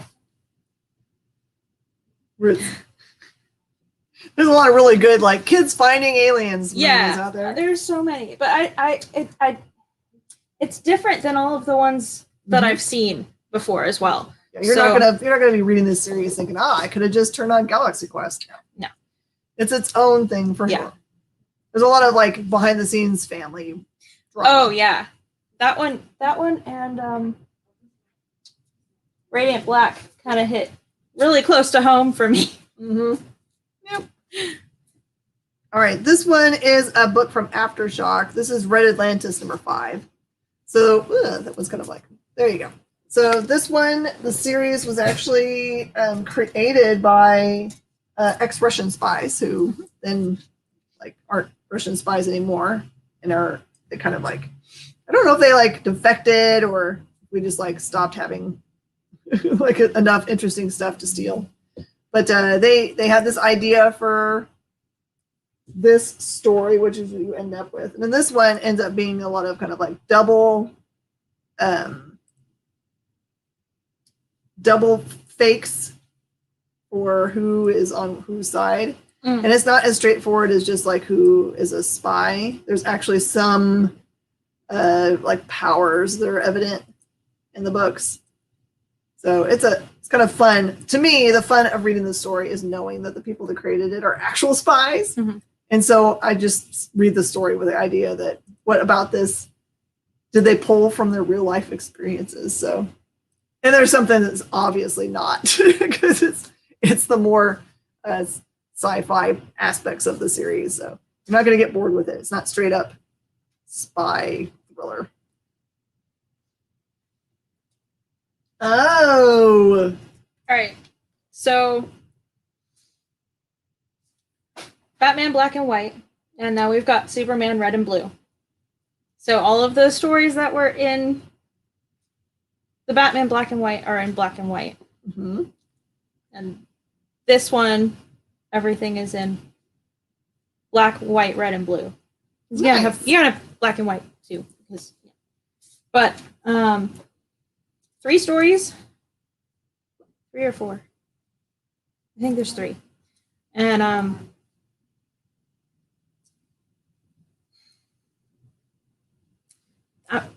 the second story made me tear up a little bit. There's a lot of emotion in it. But is it seem to be based in the normal universe in so much as that the normal verse right now is post future state, post death metal? This is its own thing. It's more of your kind of closer to your classic Boy Scout. Okay. Which, I like that, Superman. Yeah. There's I think they said there was going to be 4 stories in the next one. That's what it looks like according to the end of it. So each story is going to be by different teams, and I'm super excited to see more of these stories. They're so good. And the art styles are vastly different, but they fit so well together. All right.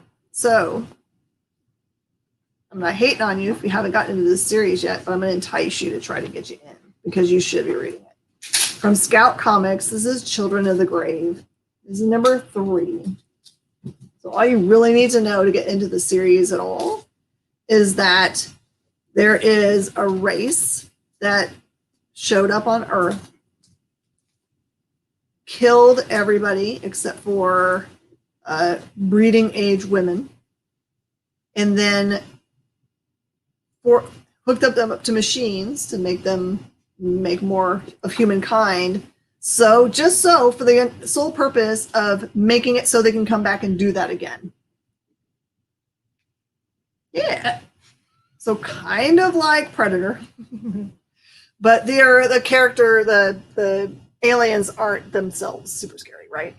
They just look like things. The part about the book itself, which is so unsettling, is that one of the main characters is trying desperately to find out if their mother is still in that program and hooked up to a machine. And so that part is unnerving. And he's also met up with another character who is a very old woman who still has all the machine parts that are hooked up to where she would make babies, but it's clear that she's not of baby making age anymore. So she's kind of like that grizzled old, like I got away person. Yeah, I'm interested to see where they're going with it, but it's so good. The name of it is Children of the Grave.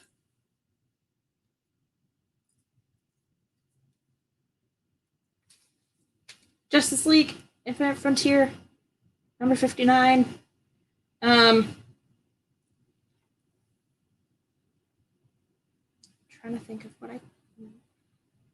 what you need to know before getting into this one because of Infinite Frontier, but you don't really need to know anything before jumping in. You just kind of can just jump in. This is the beginning of a new story arc, and Jen, who's that? Who is that? Appears to be Black Adam.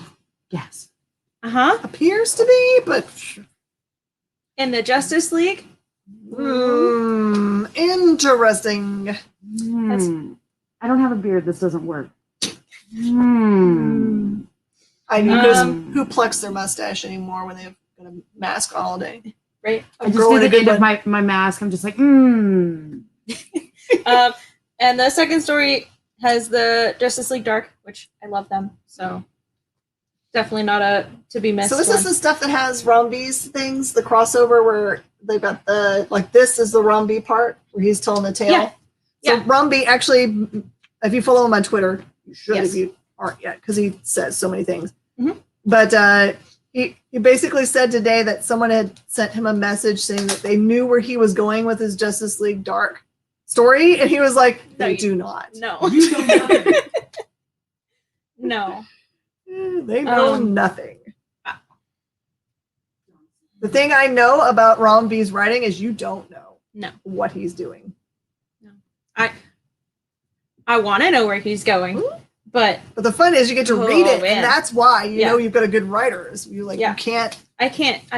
figure it out. Yeah, you like, have to read it, and you love it. I've read it, and I still have questions about what I just read about it because so much is happening. Mhm.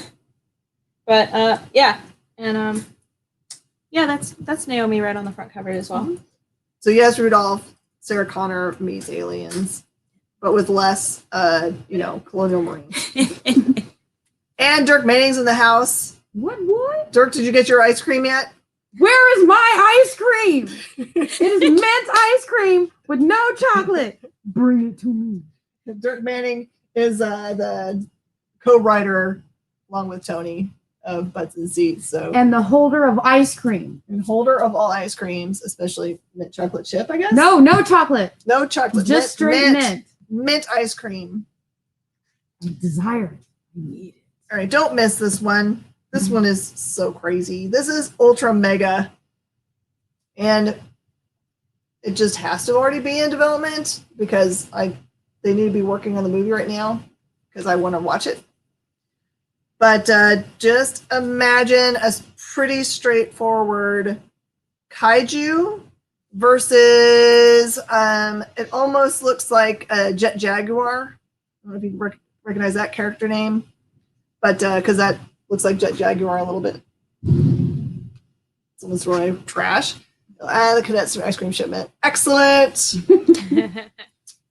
I need sugar-free, which is going to be super annoying. Is there mint sugar? You're going to send everyone freeze-dried ice cream? Is that what's going to go on? As long as it's mint, I don't care. With no chocolate Ugh. for Gross. Jenna. Gross. Oreo for me. So they do have a power-up called Ultra Mega. So if you live for the part in Godzilla where he finally ramps up his atomic breath for the first time, or her atomic breath, and you like lose your mind, then you'll love this, because there's that kind of moment in this book. So, and the kaiju are super creative. They're not all straightforward like what you're used to seeing. And this is a super thick book, and it's full of amazing art. So, Yeah. What the heck? Two I want to C's. know. I love it when people come and throw stuff in our dumpsters, and you can hear them do it. Mhm. So There was a loud. surfboard in there once. I pulled out two giant stuffed deer. I found some good stuff. In Yeah. the trash. I'm sorry, you said stuffed deer. Stuffed deer. Two. I've got a stag and I've got a doe. Yeah. I just have to glue. I have to glue their antlers back on. I need to like I remember them Yeah. now. Yeah. Mm-hmm. All right. So, Catwoman, number 29, part of the Infinite Frontier. Yes, you will have to have read the other ones to know what's going on in this one. And they tell you exactly where you need to go to find out. So, that helps. Especially since I think I must have missed number 28, because they reference that she burned something else other than something down. I don't know. She burned something down. But she's pretty much trying to rule Crime Alley, or not Alley Town. That's it. And things seem to be going very well for her, considering all of the good things that she's done so far. Not necessarily going the right way about it, but I still say that Catwoman is chaotic neutral, leaning more towards chaotic good lately, but Unless you're burning down things. I mean, if it's the bad guys, Only if you compare her to Punchline, I guess. I mean burning down things. Arise from the ashes. oh man, there's so much that happens that I want to say, but Ram V is also writing this book, and that's really all I need to say. Yeah, just full stop, Rumby. Just, yeah. But if anybody else is caught up, I would love to talk with you about it. What we should do is we just hold up books, Rumby. Yep. All right. It's kind of how you can do Donny Cates books, right? Donny Cates. Mm-hmm.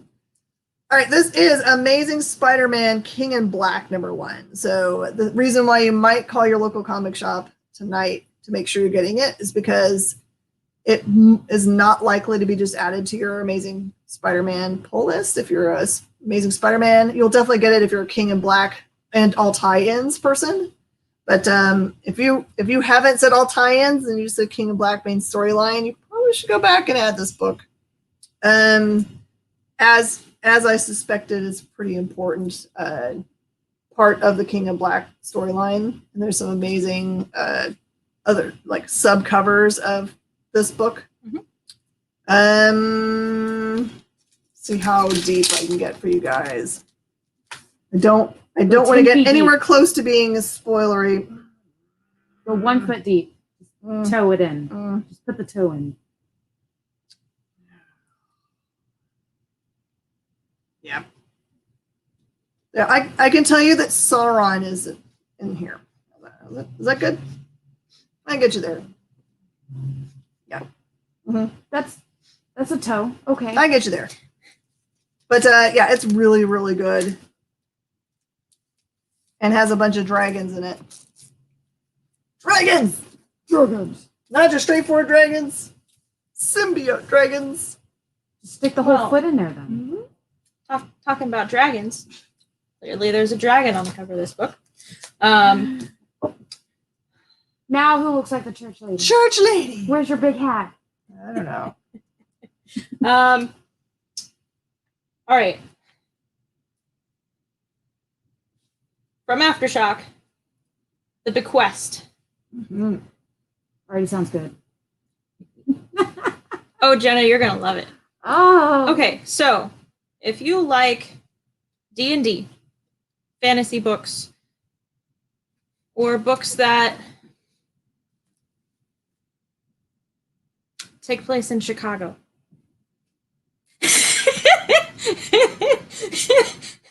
So these things don't seem to I'm sorry. make sense together at all. Somebody just roll a die and decide, oh, Chicago. That's go. what happens. I mean, with Tim Seeley, I really wouldn't doubt that. Mhm. Yeah, okay. If you don't know Tim Seeley by name, if you haven't read, what's the book? I don't know which one you're going for. Which one? Space, Aliens, and the Naughty Times. You know the one. Money Shot? What? Money Shot? Yeah, Money Shot. Money Shot! Yes! Yeah, he writes Money Shot. Yes. Oh, goodness. Oh, I always forget the name goodness. because I can't say the name at home. Money Shot? Do your parents even know what a money shot is? I don't know. I don't want to I know. find this very I don't wanna unlikely. know. Knowing Miss Hannah's parentals, They probably. they might think they know what it means, but it's going to be wrong. They probably think it's a gun shooting money. Sure. That would be great, though. Anyway, yeah. So you can see Chicago, Turk's ears. and then Weird tangent. Here we are. and then you see the fantasy skyline there. I really don't know how to explain anything Well, without. But Okay, you can just say it's D&D set in Chicago. But it's I more love than- it. That was it's- perfect. it's more than that, and I can't really say why. Mhm. But there's a couple. Is it in money shot form? No. Oh. Rudolph, the Chicago D&D one's Bequest. The other one is called Money Shot. And the whole premise of the book, it's a vault book, is that these scientists can't get grant money to do the science that they want to do in space. Yeah. So they come up with an idea that they would shoot porn In space! in space with the aliens that they might meet to fund their space going. Yeah. They live Which stream that'll it, which never is get great. super complex if they're all naked scientists together. And Right. it does go way off the rails, and Oh my it's gosh, yes. hilarious. It's so Great good. storylines to it. though. Also, further note on that, they have announced the next story arc for that. More money shots. Yes. Yes. So I just love All right. the little camera that follows them and just goes, Can never get enough alien porn. oh no. Live streaming. Your alien turn, porn. Mr. You know what's so sad?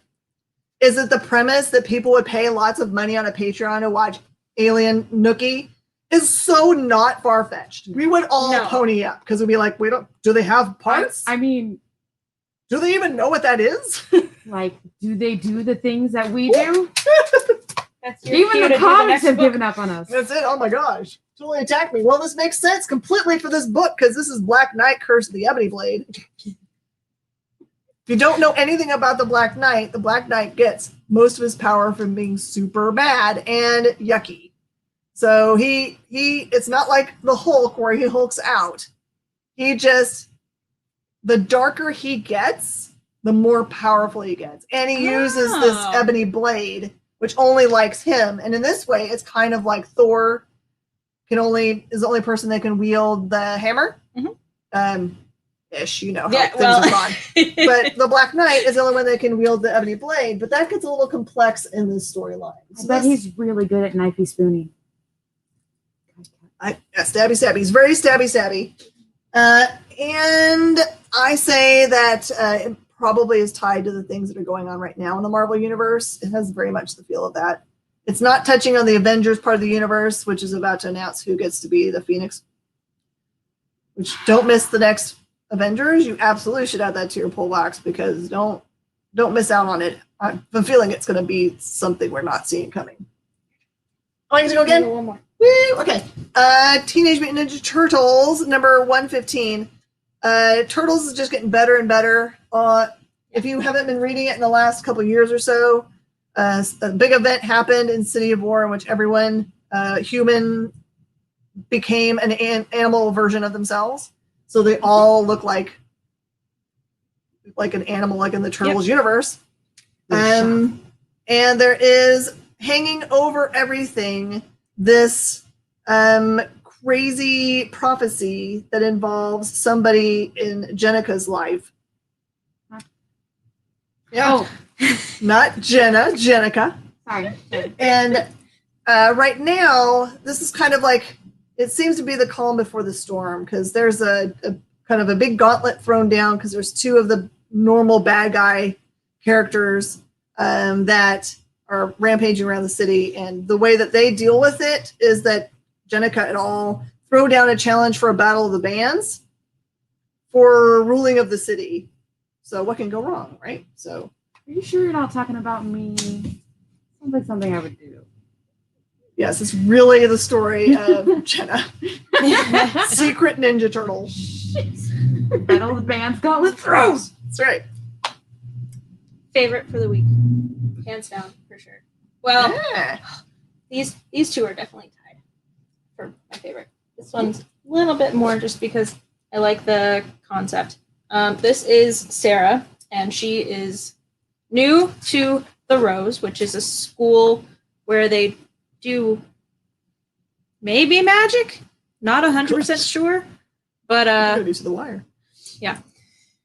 so she is new, and she is a bit nervous about it, and she's exploring this new school and the all of the different parts of it, and she meets this character who I cannot remember her name. Also starts with an S though, and they become like instant friends, and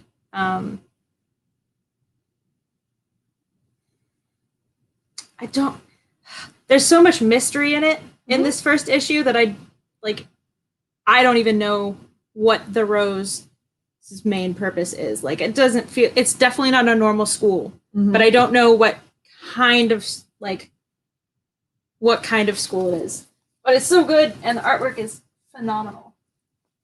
All right, and really quickly, I picked this up because I love everything art. This one is a book called Young Leonardo. It's a humanoids book, and it is the most adorable telling of just like each page is its own cartoon set focused on a different aspect of the characters that are in it. It has him and all his relatives in it, and his cat. And so those are a bunch of like really cute cartoons, cartoons. And at the very end, it actually gets into all of the things that are real about his life. So you could actually use it as a teaching tool. So if you're looking for something a little bit more fun for teaching your kids while they're at home, that is definitely a thing to grab. Apparently it has a cute cat. Yep. So if you like Leonardo and cats. All right. I am going to say thank you so much for joining us on Minute to Skim It on the experience. Do go to comicshoplocator.com and find a local comic shop near you and support them this week. Even if you can only go in and hop and get one book, do that. But hey, man, if the government just gave you a big, thick check, you might throw some money their way, because ice storms and stuff made it tough on them, because that's most of the country a couple weeks ago. So if you can. All right, everybody, we will see you guys next time. But do stay tuned. Kyle's got more stuff to say to you about cool comic books that are coming out soon. We'll see you later.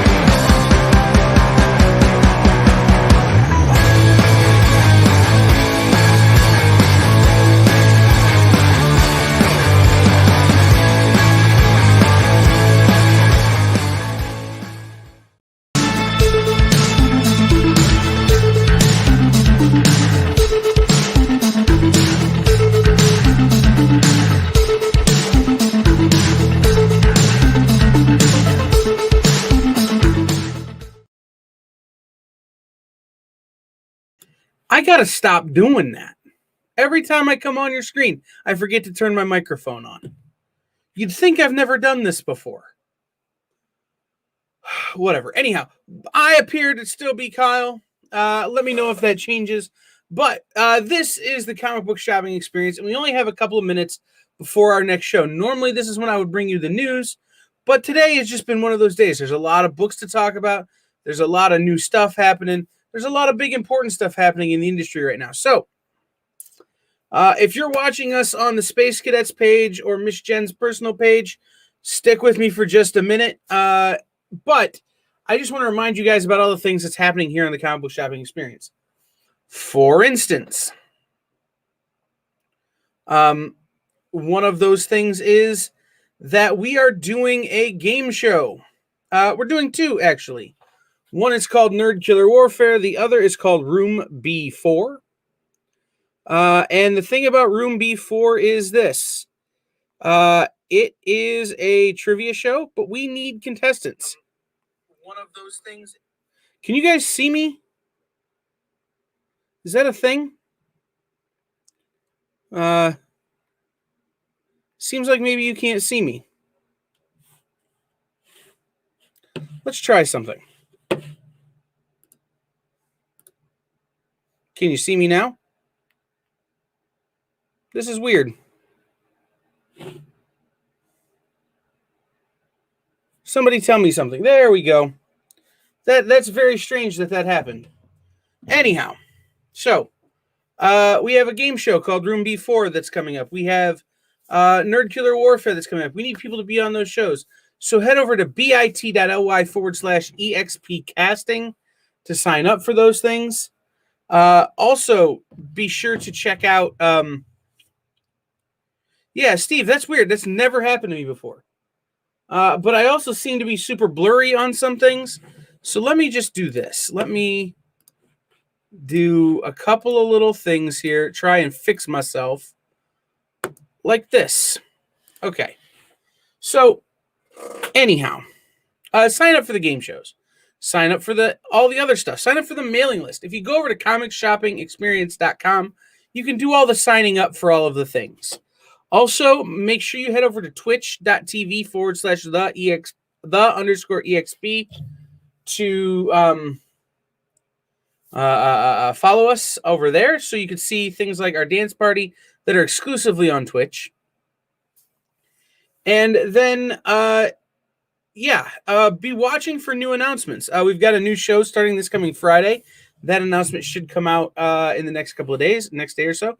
And then on the 30th of March, we will have Tony Schiavone himself. You heard me talk with Dirk about Butts and Seats. You heard Jen talk about Butts and Seats. So we will have Tony Schiavone himself on March 30th. So I am going to press some buttons and try and figure out what's going on with my setup. And in the meantime, we're going to move into our next show in just a second with Dan Wickline and I, where we talk about what's new in stores this week, like we have been all night. So stick with us.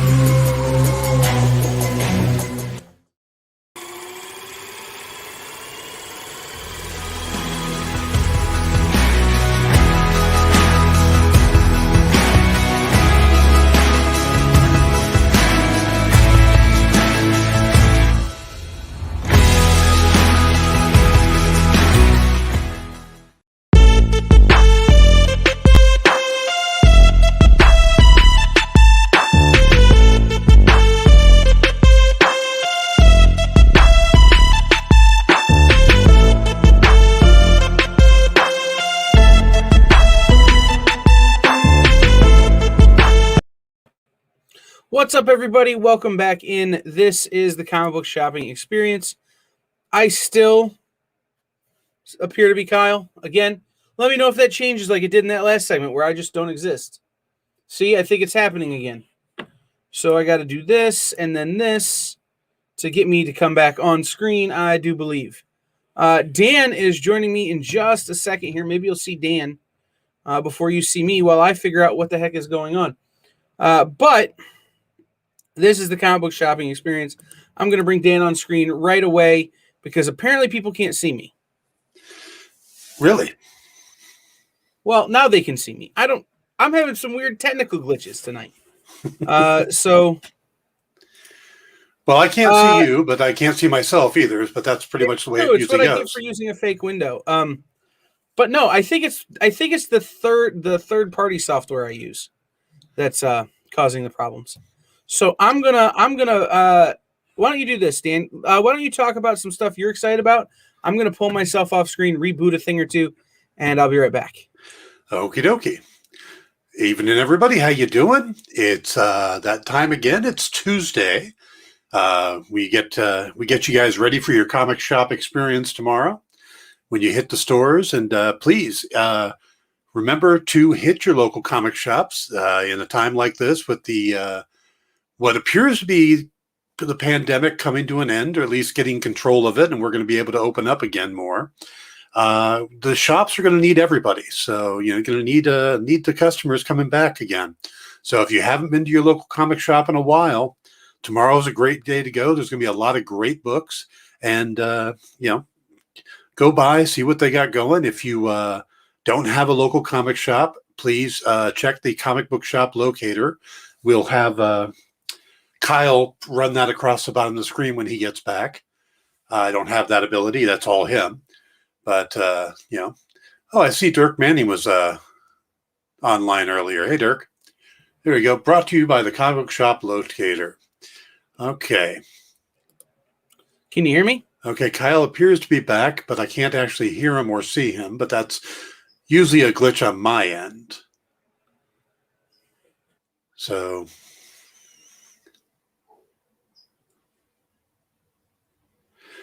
All right, Leah, well, Leah, there's probably a lot of other comic shops. I mean, I don't have one right by me. My nearest one is about 20 miles away because I live near something called Frankensons, which is a weekly comic book convention. So I do have to drive a little bit for a comic shop, but there's a lot of good comic shops in my area. They're a little bit of a drive, but it's worth going to. So I frequent quite a couple of them out here. Comic Madness, the Comic Book Factory, and Atomic Comics down in Long Beach. So take a look on the locator. Maybe there's another one. If you don't like the one that's by you, there's some others out there. You could also do your shopping online. So, but supporting your local comic shops, that's... Leah, you I live will in say this. Manhattan. Wow. Well, I'm sure there's subways that you could take, bounce all around. Okay. If you again, I can't see Leah, Kyle. I don't know if you guys can. they can't see me. Okay. I see the word "the experience." That's a new thing. So, all right. Let's go ahead and get into some comics. I'm going to assume that. Okay, you can hear Kyle. There we go. Okay. So, all right. Leah, I think your LCS is the doctor's store. Okay, so you can hear Kyle. I can't hear Kyle. So I'm going to keep going until Kyle gives me a sign or a message telling me to back out and come back in. But let's go ahead and take a look at some of the books that are coming up this week. Now, there's some interesting ones here. The first one I want to talk about is Superman Red and Blue. This is a pretty interesting book. They're doing a couple of these now where they're, it's kind of like the Batman Black and White, or Wolverine right now is red, black, white, and red. Well, this is an anthology series where you've got Superman stories, or shorter Superman stories, but they're done by some big name people, and they're colored in just blue and red. So, but you get some great artists on it. First thing, you got there's 3 covers. There's one by Gary Frank, who I'm a huge fan of and have not. We don't get enough Gary Frank. Lee Bermejo, who I think is probably the quintessential Batman artist right now. I think his Batman is amazing, but his Superman cover is really nice looking this week. And then Yoshitaka Umano does a cover for it as well. And they're all gorgeous looking covers. So if you can pick up one of those, it's going to be great. But also the inside, you got John Ridley and Clayton Henry doing a story together. Brandon Easton, who is just an amazing writer, and he's working with Steve Lieber on the story. Then you've got something from Wes Craig, Marguerite Bennett, and there's a lot more people, but you get this fun anthology, and it's focused more on the stories and the art than it is so much the specific, like an overall start. Okay, I am being told to refresh, so I'm going to hop out for a second and let Kyle take it, maybe? I don't see Kyle on the screen again. Well, we'll be fine. We're going to work this out. So I'm going to step out for a second and then back in. Hopefully Kyle will take it. Yeah, Be right back. But no, it's so Superman Red and Blue is Superman's answer to Batman Black and White. So it's the basic colors for DC Superman on a really interesting sort of look. Dan, can you hear me now? Yes, I can hear you now. It's my camera that's malfunctioning. So I'm just going to not have my face on screen, which actually probably is best for the people. And instead just put pictures of the books on screen as fast as I can for the books that I have photos of. And if I don't have photos of, I'll get them as fast as I can. I think that's going to have to, purdy ain't the word for it. I will say that for dang sure there, Leah. But we will do it this way, I guess, is the best course of action, Dan. That works. I mean, as long as we get the books up there, that's the whole purpose of tonight's show, right? Mm-hmm. Yep. So do you got a Superman Red and Blue cover you can throw up there for the folks It's to up see? there. Oh. Yep, it's what people are seeing instead of me. Okay, I can hear you, but I can't see you. That's interesting. Yeah, we got to figure out what's going on between on our ends. I know we're trying to do a professional show here. Well, as professional as any show can be, that sometimes includes Nick. True. So, true. We do seem to cover a lot more books when it's sans Nick. So. Well, there we go. So Superman Red and Blue, again, it's based on Superman's base colors, the colors that are super recognizable anywhere in the world as Superman. It's a really stripped back kind of look at the Superman story. Yeah. And, it also at the same time lets these creators kind of investigate and play around with areas of the Superman story they might not get to otherwise. Yeah, this is the type of thing I would love to jump in on because you get to pick something in the character and the history to play with and not have to worry about the continuity. But this is also a great place to jump in if you're a Superman fan, but you haven't been reading in a while and you just want some fun Superman stories. This is a great, you get little Superman stories. You don't have to worry about what his tie is to Future State and Infinite whatever and all that stuff. You can just read about Superman. It's true. I mean, and so you've got stories in this from John Ridley and Clayton Henry, Brandon Easton and Steve Lieber, Wes Craig, and who was Marguerite Bennett, Jill Thompson, Dan Waters and Danny, who did Coffin Bound. Right. You get a lot of people who kind of come from that indie world as well, working on Superman. Yeah, I don't know if it'd be. You're asking it to compare to a 12-issue run by Alan Moore. It was Alan Moore. It was Grant Morrison. Grant Morrison. And he had more time. I mean, you're giving a writer and an artist X number of pages, not 12 issues to lay it out. So Will it be as good? I don't know. But again, you're getting short, little, quick stories that focus on an aspect of the character, so they could be really strong stories told quickly. Yeah, I mean, and this is more in the vein of Batman Black and White, where it's an anthology story told, short stories in a kind of bigger format. Yeah. So I don't know that this is prestige, but it's definitely square bound. Oversized book that it's more of an anthology style, whereas All Star again, was one writer and one artist taking the whole run. But like I said, it's that's the thing I like about Batman Black and White, right? Is it strips the Batman stories down. You don't have to worry as much about the aesthetic because it's two color. Yep. It's the writing and the storytelling and the art really get to hold the weight rather than the.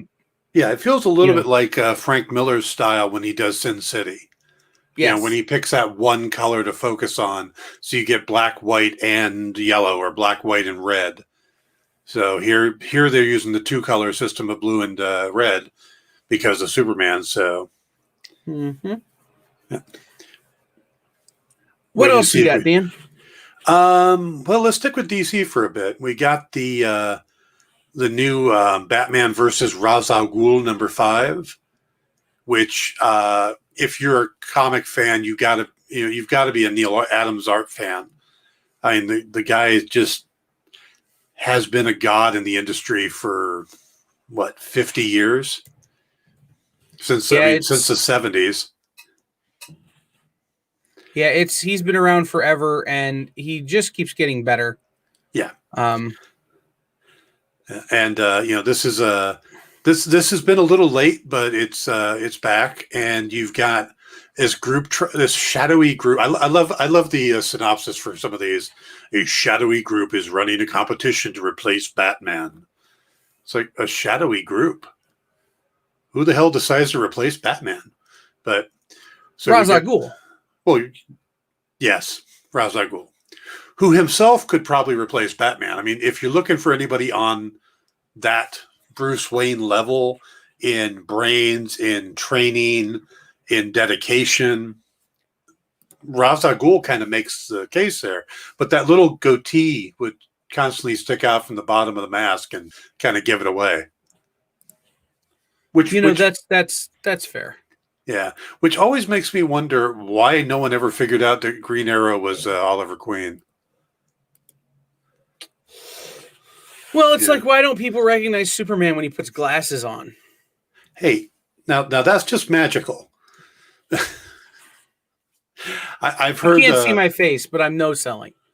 I heard one writer, and I don't remember who it was, tried to explain that Superman vibrates at when he's in his Superman suit. He vibrates at such a high speed, but minor, just enough that you never get a clear look at him. He's always just a little bit blurry. I don't feel like I believe that either. It's like they say he has this kind of force field around him, and that's what keeps his costume from tearing, unless the writer decides to tear it. I could suspend so much reality. I mean, it's a man flying around with his underwear on the outside. Like I could suspend so much reality, but he vibrates at such a frequency that he's blurry. Yep. No, I mean, Lois. What are you saying, that Lois Lane had some sort of weird astigmatism? So that she could see him clearly. I don't understand. Like, how you gonna fall in love with somebody that's blurry? Like, it'd be like falling in love with the Zapruder film. Like, I don't understand.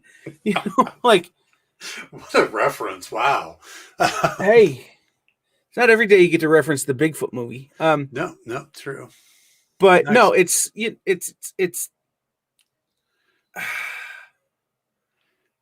that's one thing when he's flying or whatever. I read that book, Leah. I mean, I really have.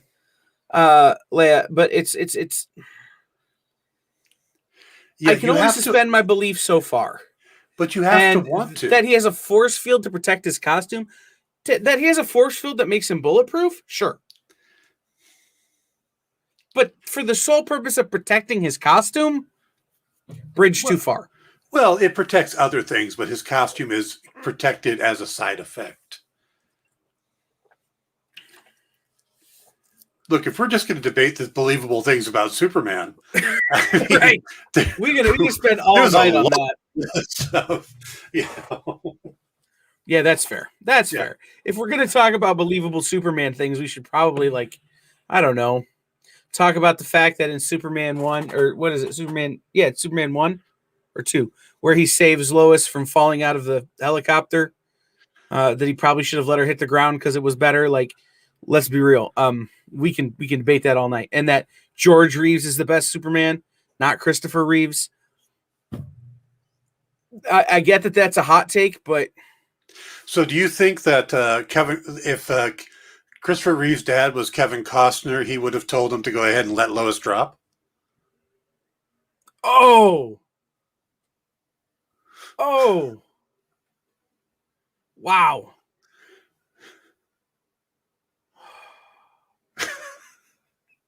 We got to move on. I can't. I just can't. I'm broken. Hashtag deceased. Let's move on because I can't. I just picture him on the even. ground as Lois is falling. There's Costner holding his hand out like, no, don't do it.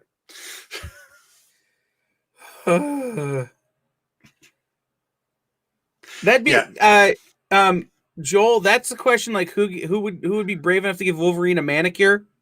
Like, those are some of those questions we just don't ask. Yeah. All right, what's next?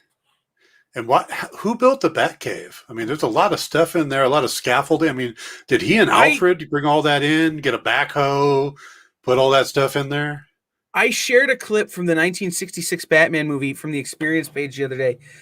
It's the Joker breaks into Wayne Manor, or comes into Wayne Manor holding a girl at gunpoint, and Alfred like lets him in and like has to tell him where the safe is, but then Alfred like gets him in a fencing duel with like fire pokers. Yeah, it's this wild scene, right? But the end is it's Joker accidentally triggers.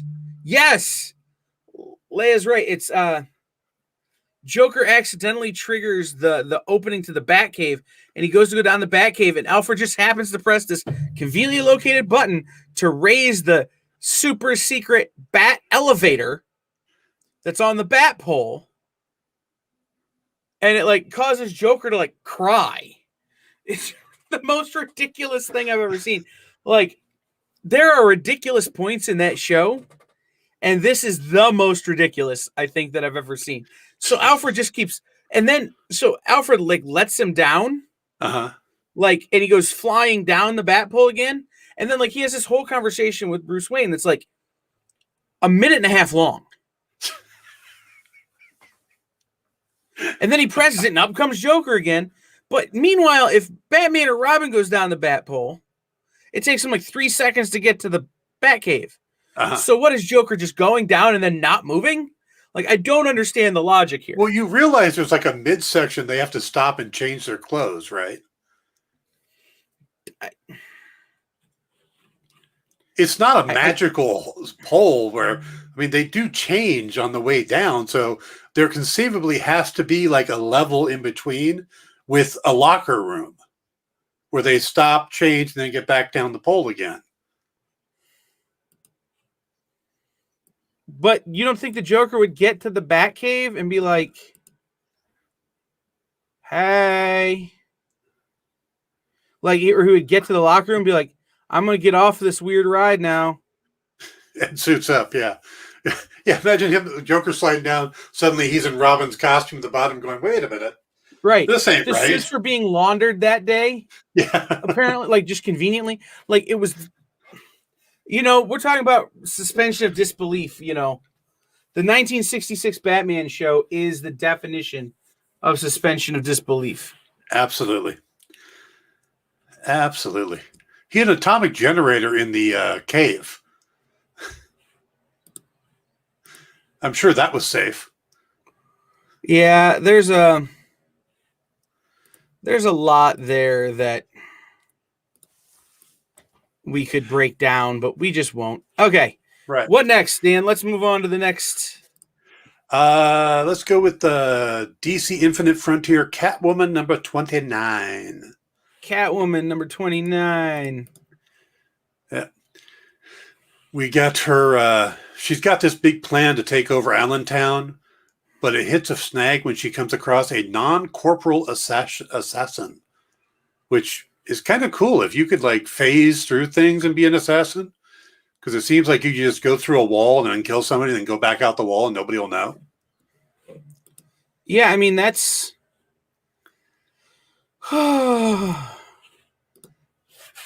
it's people ask, what superpower would you have if you could have a superpower? And that's I think the one that I would like to have is the ability to phase. Just to walk through walls and, I'm going to get shot. Phasing. Thump. Nope. So it's basically Ghost or Kitty Pryde. Yeah, pretty much. 100%. Yep. And then also we've got I can't pronounce it, Kadam Mob. You've got Poison Ivy and some kind of riddle that's so bad she actually has to go to the Riddler for help. And that's got to kill Selina to actually have to go to Enigma for help. Right? Yeah, because, I mean, of all the characters, it seems like she gets along with him the least. Just seems to be it just seems to be some kind of a extra little thing between the two of them. That's one of those things that I would love to see investigated in one of the animated series that they do. Mm-hmm. Why Selina Kyle is on the bad side of literally everyone but the person she should be on the bad side of, which is Superman or Batman, and why Batman is constantly just, I'm so in love. Like, he's I don't understand it. Why does everyone hate her except for Batman? Someone tell me this story.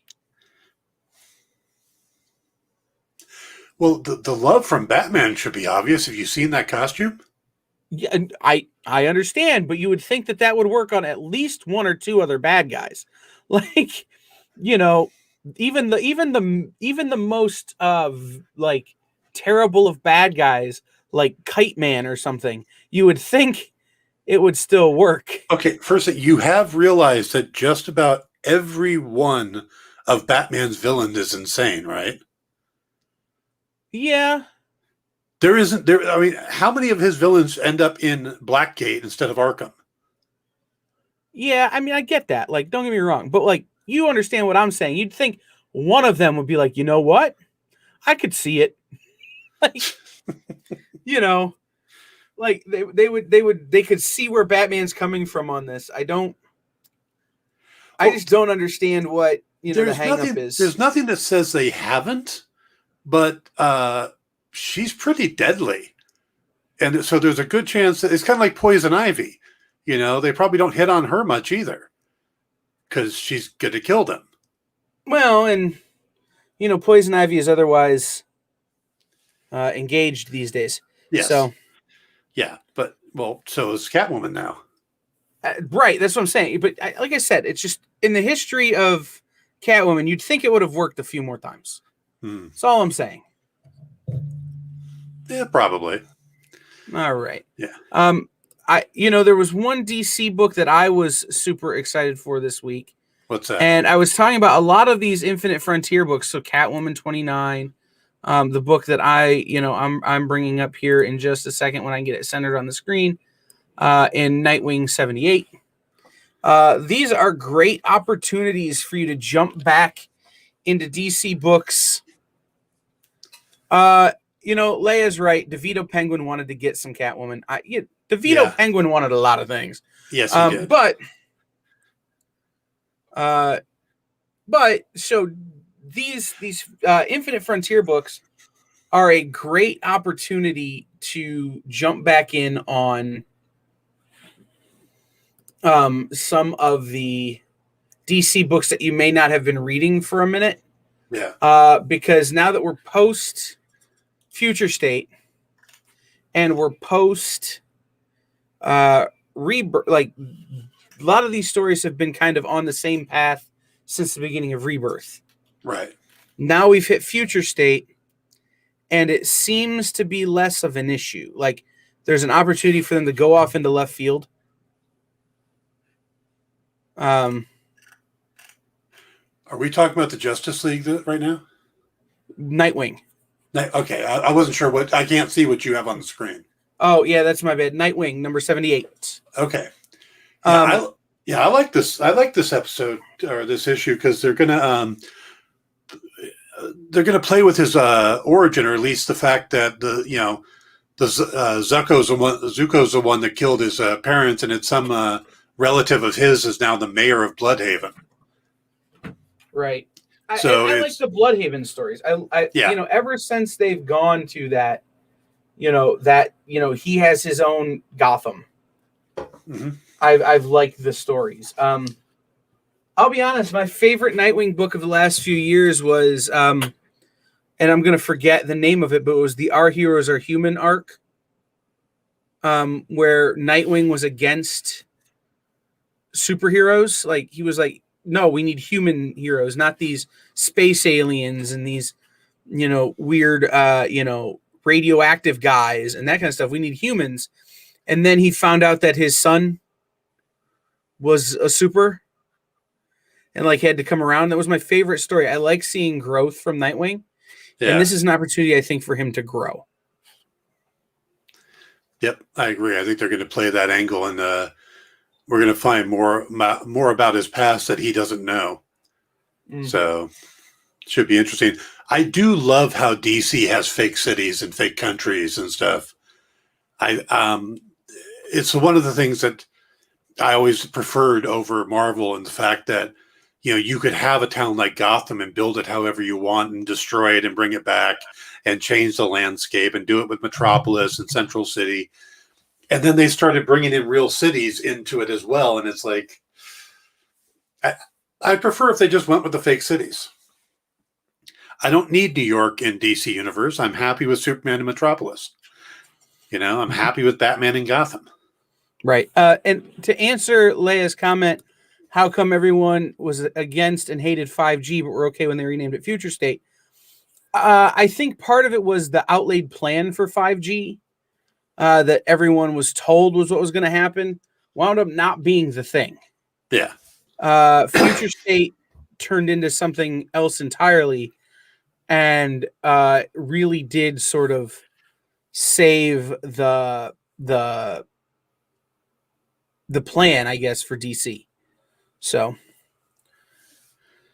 it became an event more like Crisis on Infinite Earths than a universe reboot. Yeah. I think people are kind of tired of universe reboots. That's exactly it. They didn't reboot the universe. They gave you a look into the future of the universe. Yeah. So, all right. It's that time where we take our first commercial break. Oh, this is going to go well. Well, during that time, we're going to try and figure out why we're having so many problems. And when we come back, we will tell you about some more comics. So stick with us.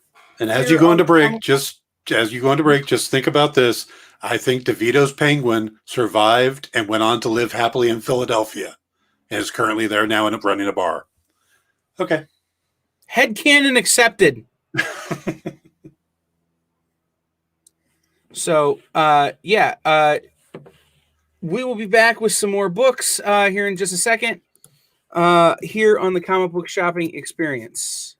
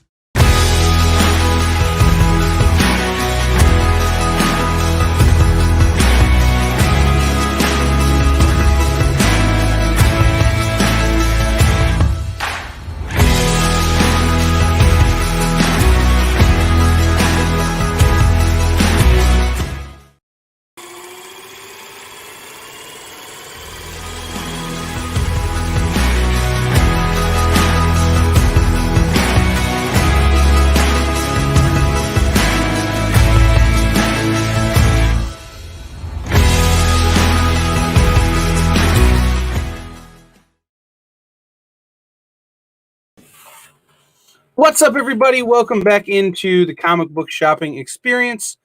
I am still Kyle. Hopefully you can see me this time. We did some technical reconfigurations, played some games, and hopefully it's working. It seems to be working. I'm still going to keep myself off screen because y'all don't need to see me that much. But Dan is back. You can see and hear me, can't you? I can see and hear you now. Yeah. I had to completely reboot my computer. Okay, you did that in that short break? That's impressive. Solid state hard drive, man. Yeah, I got one of those too. Yeah, that's impressive. Yeah, it rebooted really fast. Luckily, I also have my laptop so that we could get through things if we needed to. But shout out to Jerry, who is our associate producer here on The Experience, for jumping in and running the commercial break for us while I ran around like my hair was on fire, trying to get everything rebooted. Is that why you wear a hat? Yes, this is the rubble. Thank you, Jerry. So I'm going to try and put my, as people are so fond of calling it, fake window back up and see what happens. There's my fake window. Ooh. Woo, it worked. All right.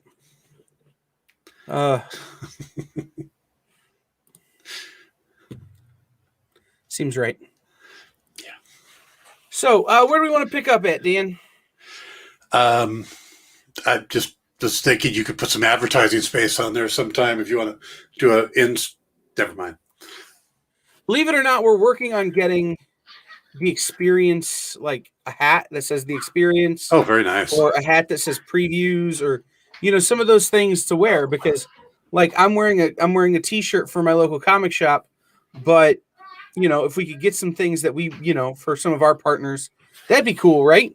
Oh yeah, absolutely. Yeah. I can breathe little things in my beard that little beads of messages and stuff for people. Right. Yeah. I've often thought about selling the mass of my head for ad space, but I don't want to get my head tattooed.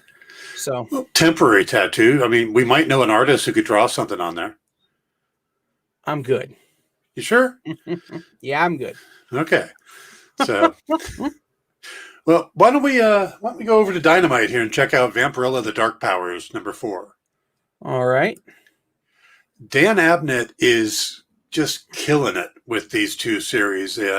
I look at him as a pair of series. It's Vampirella: The Dark Powers and Red Sonja: The Superpowers, and it's basically him. He's taking these two, the flagship characters of Dynamite, and making them superheroes instead of a vampire, and well, she's still a vampire, but basically a horror icon and a sword and sorcery character. And this is a lot of, but it's multiple Earths, just like multiple multiverses, like everybody's doing nowadays. And here we got Vampirella has finally earned the trust of the interdimensional superhero collective, and she gets her own Earth, but she's got a mentor. And the mentor disappears at the same time that her Earth, which I think is Earth 666, is then hit by a worldwide threat. And she now, hey, look, you get your own Earth. Good luck. So. Yeah, I mean, the thing about the Vampirella books that, to me, I like what Dan Abnett is doing, but I miss the darkness of the classic pulp Vampirella sometimes. Mm-hmm. And you get that in her own story. Like, don't get me wrong, like if you're reading regular Vampirella, you're totally getting that. But when I read this, I find myself sometimes longing for more darkness. And you don't need much. Like, if you want to make her a superhero, great.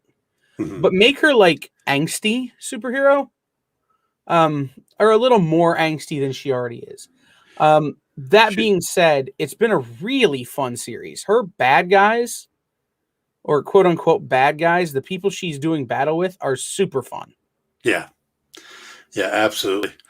And Jay Lee's covers on this series are just gorgeous. Mm-hmm. Yeah, I mean, here you got I could never remember the characters' names from the Project Superpowers. Black Terror. Yeah. which I think is a great underused character. I thought his look is so iconic. I think they should definitely do more with him. Yeah, it's let me see if I can get the list here. So that one of them is Black Terror. Yeah, this is not a conducive list for what I'm needing. So we'll move on from that, from trying to figure out who all those people are. If you read the book, it's in there. Again, this is one that I'm not reading at the moment and waiting for the trades. Sometimes you have to look at your budget and go, I can't buy floppies of everything. I've got to wait for trades of some things. And this is one that, because I missed the first 2 issues, and my local comic shop was unable to get them for me just because of the way things shook out with Diamond or whatever. I could get them from Nick. I'm sure I could. But I just wait for the trade. And I'll pick up the trade and we'll keep going from there. I mean, yeah. Yeah, I can see that. I mean, you've got to spend your money wisely and pick up the stuff you love, but it's also, good to pick things up in trades and try new things, or at least pick them up at the comic shop and see if you like them, Mm-hmm. So you never know what you're going to like. There's been a lot of books I've read over time that it's like, I don't think I would love that. And then you find out Umbrella Academy was not something I thought I would enjoy, and it is awesome. So, yeah, you never know until you try something, to at least give it a shot. Absolutely. Yep. All right, we should probably move on to some Marvel books. Okay. Bring up anyone you want. Let's talk about it. Well, this is the book called Marvels. Yes. I mean, you can't really go wrong if you're talking about a Marvel book with a book called Marvel. Mm-hmm. But this is the Alex Ross kind of tour de force that's happening right now at Marvel, on Marvel. You have on this particular book, I'm trying to find my note here. Wait, Leah brought cake and didn't bring enough for all of us. That's, I heard there was a lava cake involved for Christie's anniversary, Dr. Christie Blanch's show. And I'm close enough that I could drive and get it, but not so close that I could get there before they ate it all. So there was a real toss up there in my brain. Yeah, and being here in California, there's no chance I could get there in time. No. So this Marvel book, you've got a Doctor Strange story that Alex Ross and Mitch O'Connell did. Nick Fury story, that's Greg Smallwood. Mm-hmm. And a Silver Surfer story, that's Lee Bermeo. Right. The Doctor Strange story is actually him fighting Nightmare, which could be a prelude in a way. Give you a chance to see what that looks like when that's a possible villain for him in Doctor Strange 2. The multiverse, Doctor Strange in the Multiverse of Madness. People have been talking about Nightmare as the possible villain for that series or that movie. So here we get Doctor Strange versus Nightmare, drawn by Alex Ross. I mean, that's gorgeous right there, Absolutely. And remember, guys, that this is like going to an art gallery. The writing is great. Like, I'm not going to say anything. I can't say anything bad about the writing, but the real on this book is that the art is just outstanding. It's a book by artists for the sake of art. And then the writing has come along and added so much to the storytelling. If Nick was here right now, he would spend the next 15 minutes just flipping through pages and holding up to the camera so you could see how gorgeous this art is. It's funny. If you're not an Alex Ross aficionado, I think sometimes Alex Ross's genius gets missed. But I just picked up. Let me come over here to my short box. Now Kyle will do his Nick imitation and show No, us no, no, pages no, from. From a store here on the Experience. You can't see it because of the green screen. Hold on. Let me. Well, I got to turn this green screen off. There we go. Nope, still can't. Still weird. So we'll skip the Phoenix. It We'll looked go to cool, somebody though. who's not going to get green screened as much. Nope, he's getting green screened.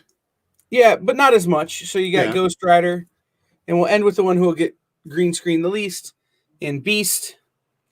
These are all Alex Ross signatures, signed copies of his. What are these covers that he did on a bunch of books? And I can't even remember what the series was, but Those are cool covers, though. Alex does Yeah, they're great work. yeah, no. I just picked those up. I think sometimes the detail in his work, because it's painted, goes a little bit unnoticed. Yeah. And these Marvel books are a really great way to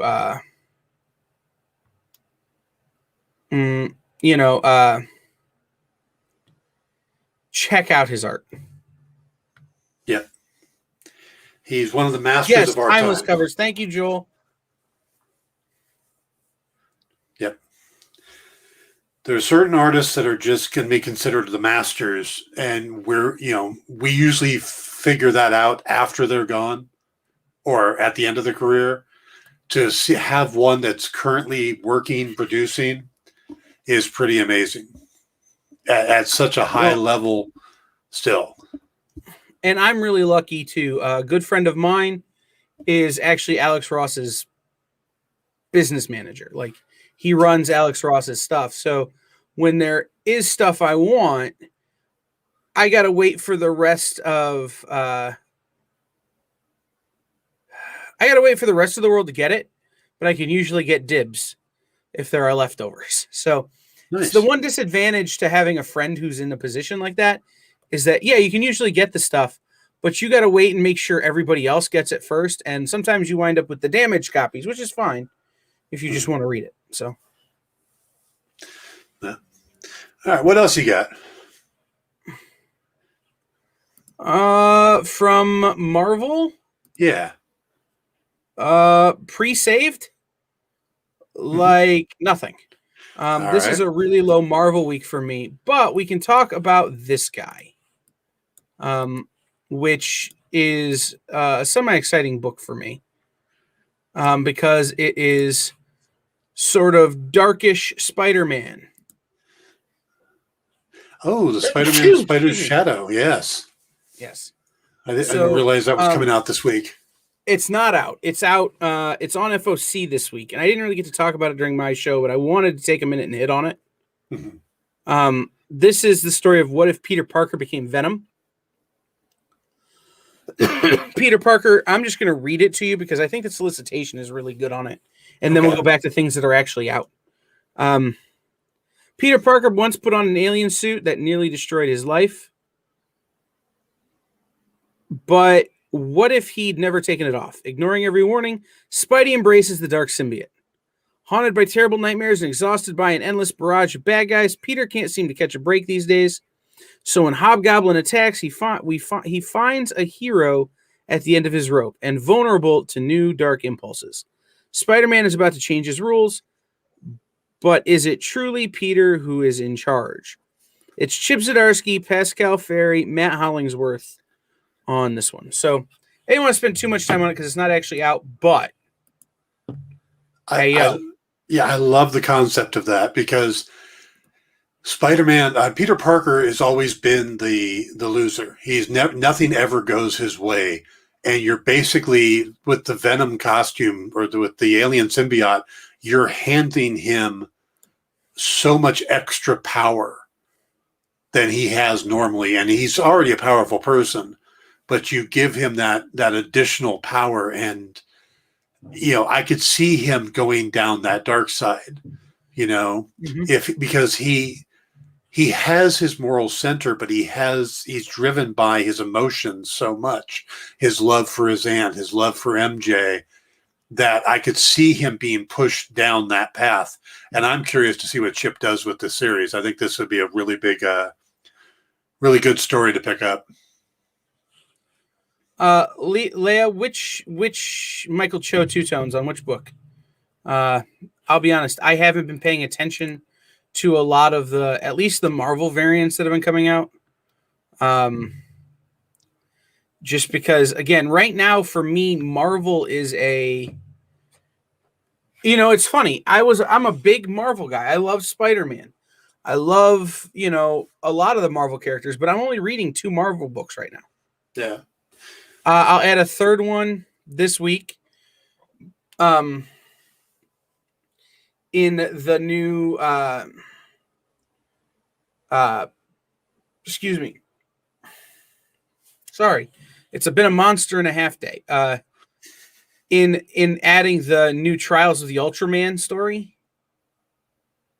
But I'm not reading much Marvel right now.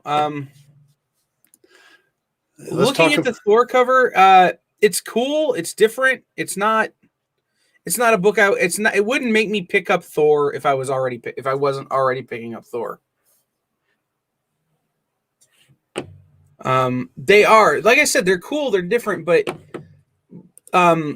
for me, again, it's one of those things is that I'm looking at my comic buying budget and saying what do I want to spend it on, and right now DC's a lot more interesting to me than a lot of the Marvel books, but like you have things that are happening like Donny Cates's Thor that's just absolutely next level.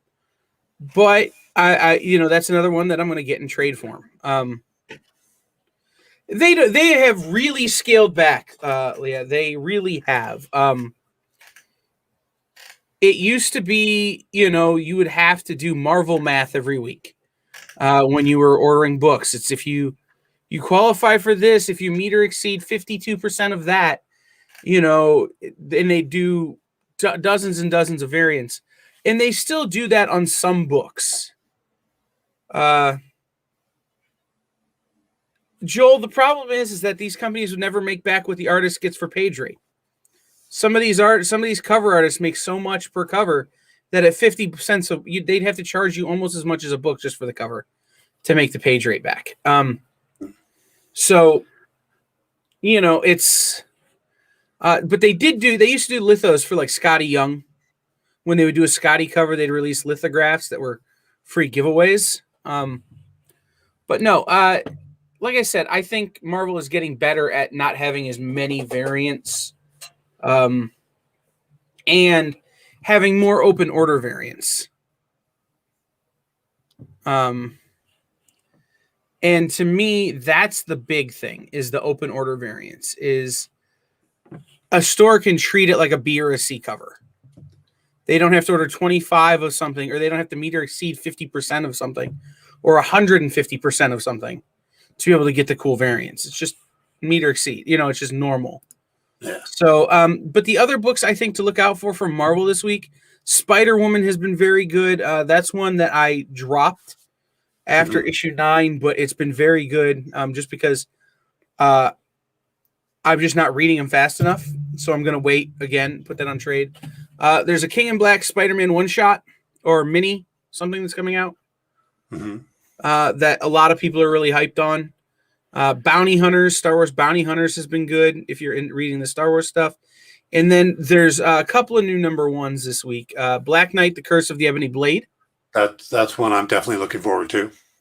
Yeah, Black Knight coming back is a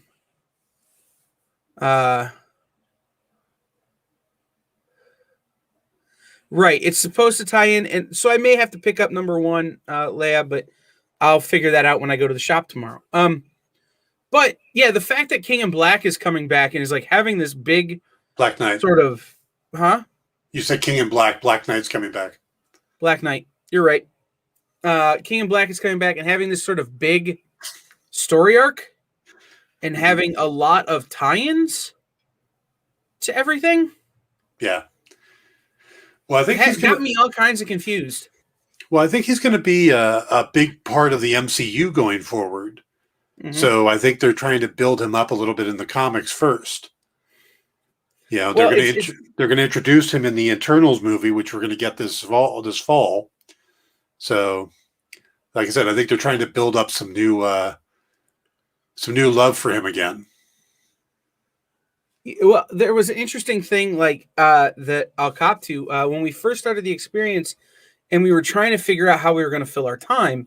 One of the things we worked on were like little listicle type things, top 10 lists or whatever. And one of them I made that never came out, and it's going to have to be seriously edited now, is 10 Avengers you forgot were Avengers. And number 1 was the Black Knight. Because most people forget that the Black Knight was an Avenger. Mhm. Unless they picked up the Ohio variant of the U.S. Avengers that came out a few years back, where they made the Black Knight the superhero, the Avenger for Ohio. But most people forget that, No, see, Dane Whitman was an Avenger. See, you can't forget, because there was that era. I think it was Kurt Busiek who changed the lineup completely.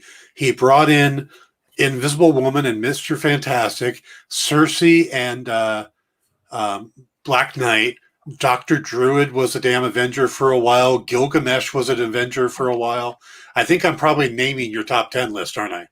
Believe it or not, Dr. Druid was on there, but it's a lot of the list were people who were only Avengers for a couple of issues. Yeah. Like Echo and some of those that they were only Avengers for a couple of issues. Mm-hmm. But you forget that they were on the team for a minute. Kid Colt was an Avenger for like 3 issues. Yeah.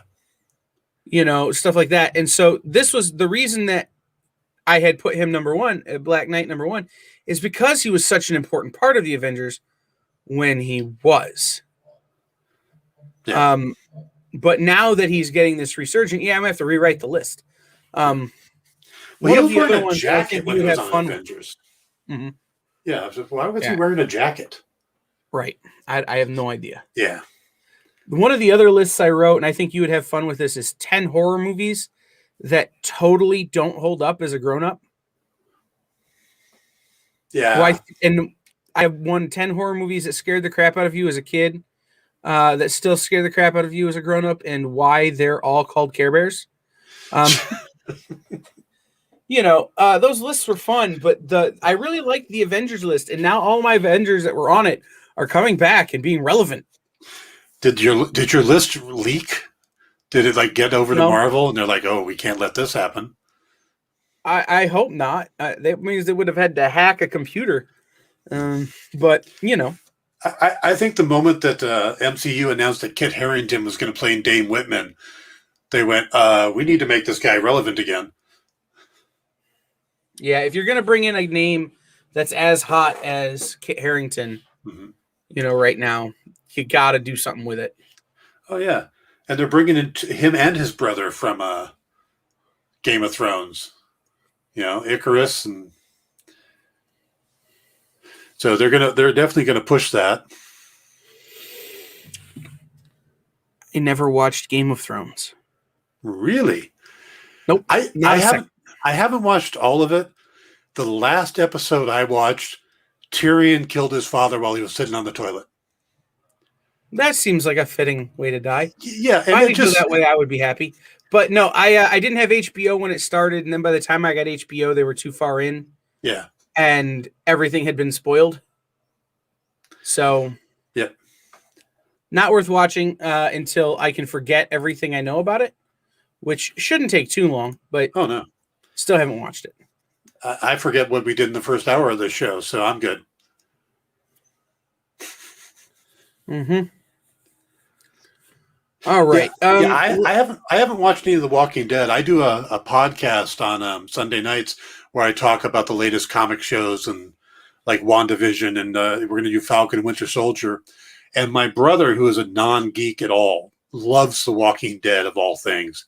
And he got a hold of me the other night. He goes, "Well, why aren't you covering the last season of The Walking Dead?" And it's like, because I have not watched any of it. So for me to do the last season would be impossible. Yeah.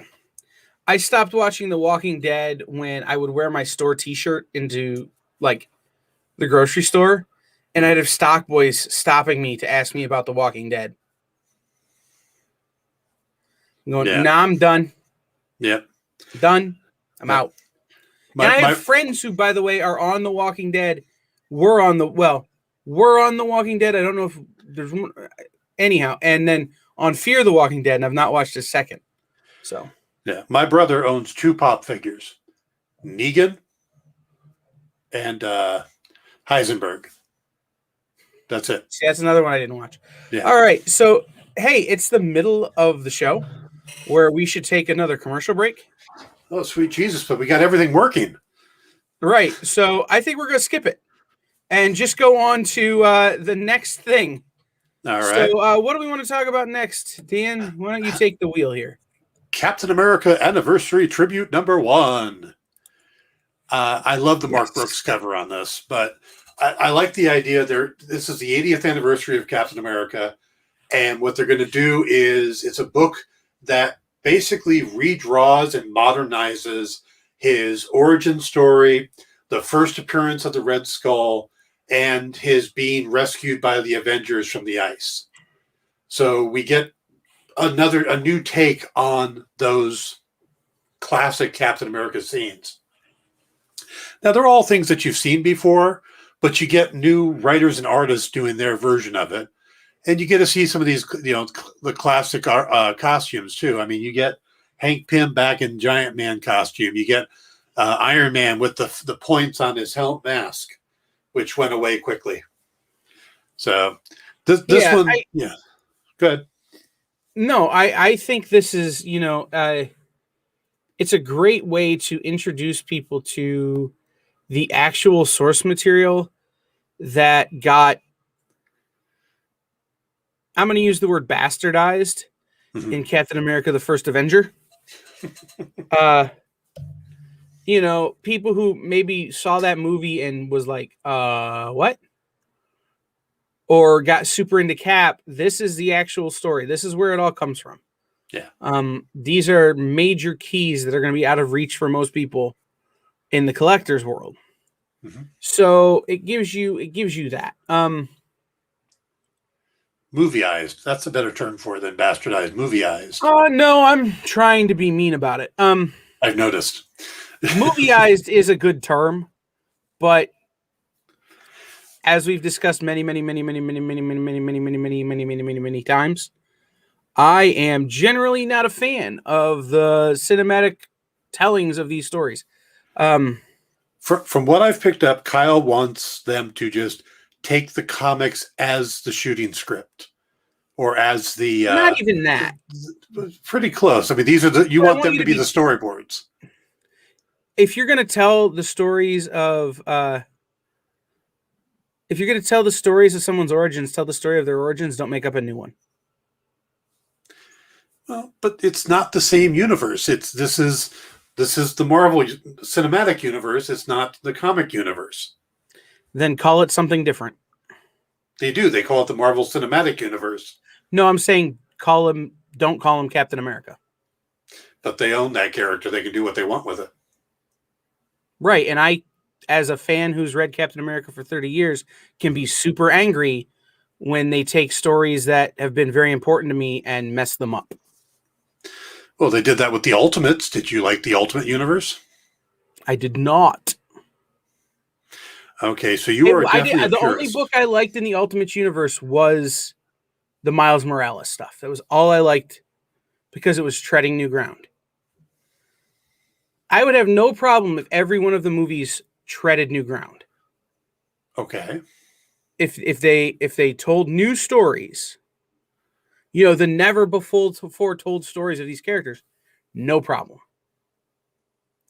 But it's when they tell me they're going to do when they tell me they're going to do Civil War, and don't tell me the Civil War story, that's a problem.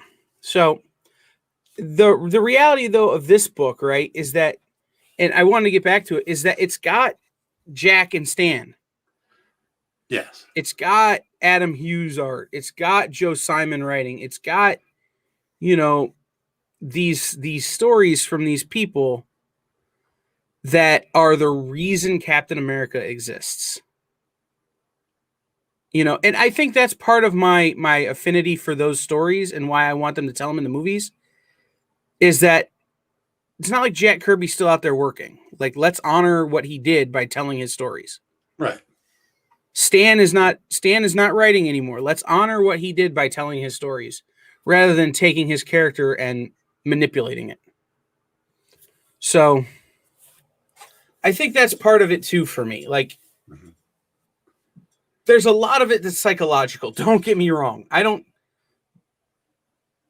begrudge anybody who does like them, but just it ain't for me. So that being said, I'm very excited for Falcon and Winter Soldier because the truth of the matter is on that one is it's going to be very easy for them to tread new ground. But are they? Well, I mean, that's what I'm excited for because the opportunity is much easier with those two characters because the number of stories they have together solo apart from Cap are pretty limited. Right, but what if they're just taking Captain America, 323 through 350, and putting Bucky and Falcon in instead of Captain America? They're doing the Power Broker and I have a problem with it. The Power Broker and Flag Smasher era. You're just removing the wrestlers, which I'm sure will upset you. Well, when that happens, I'll have a problem with it. But like I said, I'm excited for the opportunity. Same reason I go into every one of these things excited. Is there's an opportunity for a story to be told. Yeah. And if they choose not to retell the stories that already exist, but instead change them and try and tell the same story, that's where I have a problem. But tell me something new. And I'm totally down. Joel, as much as I would love to do that,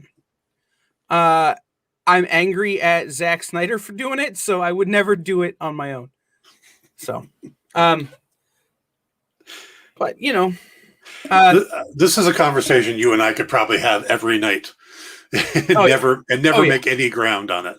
So no, and I wonder. I think part of that probably is fan versus writer. You as a writer are always looking at a way to take a story and put your twist on it or add to it. Well, yeah, but also I appreciate that when you're moving to another medium and you're going to a completely new audience and trying to tell a modernized version of the story, you can tell a new version of it without damaging or, it's not like the comics that they came from are now gone. They still exist. Those stories still exist in the medium that they were created. This is creating new sets of stories in a new medium using the same characters. Yeah, I don't. It'd be like getting upset for. It'd be like getting upset for the new version of Casino Royale with Daniel Craig. I mean, it's not a direct adaptation. There's a lot of changes from the novel, but there was a lot of problems with the novel too that you couldn't put in a modern movie. Yeah, and that's one of the things where I'll give some leniency.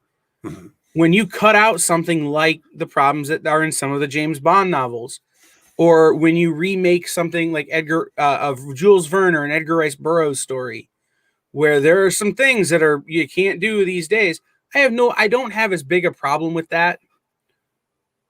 I have a giant problem with, again, saying, hey, we're going to tell you the origin of this character and then not telling me the origin of that character, or trying to tell the origin of that character in a way that doesn't do service to the original origin story. And I always feel like there are ways to do service to those stories, even in small, like we talked about with WandaVision, small little references. They don't have to be significant at all, but small little references to the people who have kept the flame alive for these characters for years. Okay, I feel like we could continue this conversation, but we probably shouldn't. No. Because we are supposed to be talking about new comics. Right. So, all right, why don't we move on to what else do we got on our list here? How about you mentioned Ultraman, the Trials of Ultraman. Ultraman. Yes. Yes. I had no idea that Marvel was going to be publishing Ultraman. Right? Yeah, I mean, do you know if this is a deal they made or if they bought the character somehow, or I mean, I did this come don't, along in one of the Fox deals or something I didn't know about? Yeah, I don't know how it came to be there. But my read on it is that it is a license. Because Ultraman influenced a number of other things that came, after it in terms of future existing superheroes. Mm-hmm. So like, I think it was a license so that they kind of add him into the Ant-Man, Giant Man. He was a big influence on them and some of the other characters that he was an influence on. Now, I remember reading Ultraman when I was, or not reading, but watching them when I was younger. But, you also get that confused with like Giant Robot and stuff like that because there was no regular schedule. I'd come home from school and turn on PBS and see what was on. It could have been Giant Robot. It could have been Doctor Who. It could have been Ultraman. But so I don't know a lot about this character. But I do know the whole growing, and it felt like it maybe influenced the Power Rangers. Very much. Yeah. So I am fascinated by this. I'm surprised that Marvel needed a property. You would think with Star Wars and Aliens and everything else, yes, I would absolutely love a Jelly Baby. But with all the different characters they have, it seems odd that they would even bother to license something. Well, I mean, and again, it may be one of those things that came over in a licensing package. They licensed X things, and this was something they got on the side. A deal sweetener kind of thing. But it's written by Kyle Higgins. Like, okay, that I think more pulls me into this series than anything, because it's Kyle Higgins who, by the way, wrote a hell of a lot of Power Rangers. Yeah. He wrote all of Shattered Grid. It's him playing in a sandbox where he is truly gifted. So for me, I think the fact that Kyle Higgins is writing it pulls me more into it than I would have been otherwise. Oh, I can absolutely see that. And I have a feeling this is one of those characters that I have mine, for if I got a chance to write the Green Hornet or the Shadow or, some of the pulp characters that, my dad introduced me to, I would jump all over that. I'm sure there are people that this is that type of character that they grew up on Ultraman. And so maybe Kyle Higgins is one of those. And I'm sure there's a lot of people out there who are just going to be happy as hell to see this on the shelf. I mean, it's a popular and maybe character. That's what it was. Maybe it was, hey, Kyle Higgins, we want you to do these other things. And Kyle Higgins like, yeah, but I want to write this. Yeah, that's if possible. you want me to write, and I'm looking at his list currently. I don't even know what he's writing. You want me to write, he says to Marvel, I want to write this thing. If you want me in on some of this other stuff, you got to get me this. He's writing Darkhawk.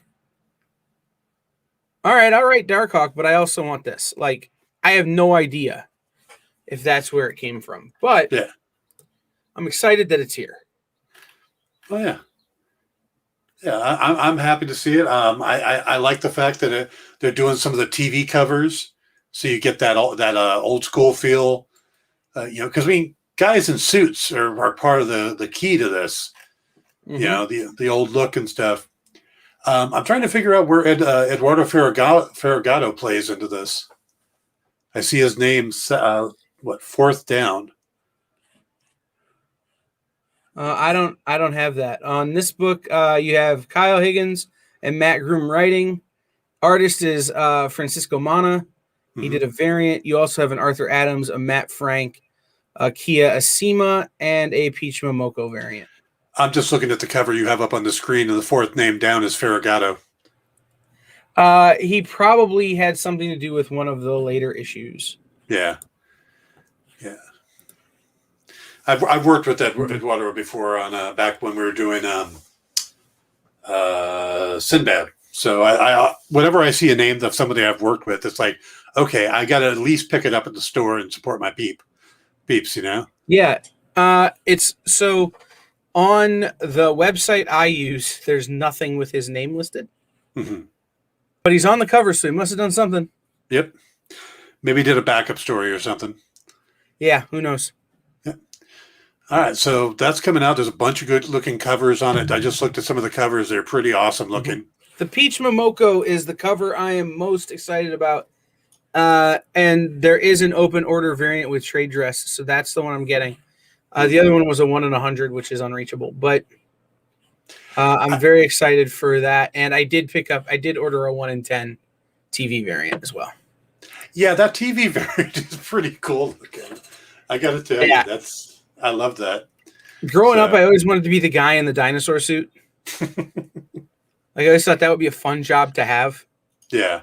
Then I did a play in high school where I had to wear a full body suit like that to play the big bad wolf, and like almost sweat to death and said, nah, never mind.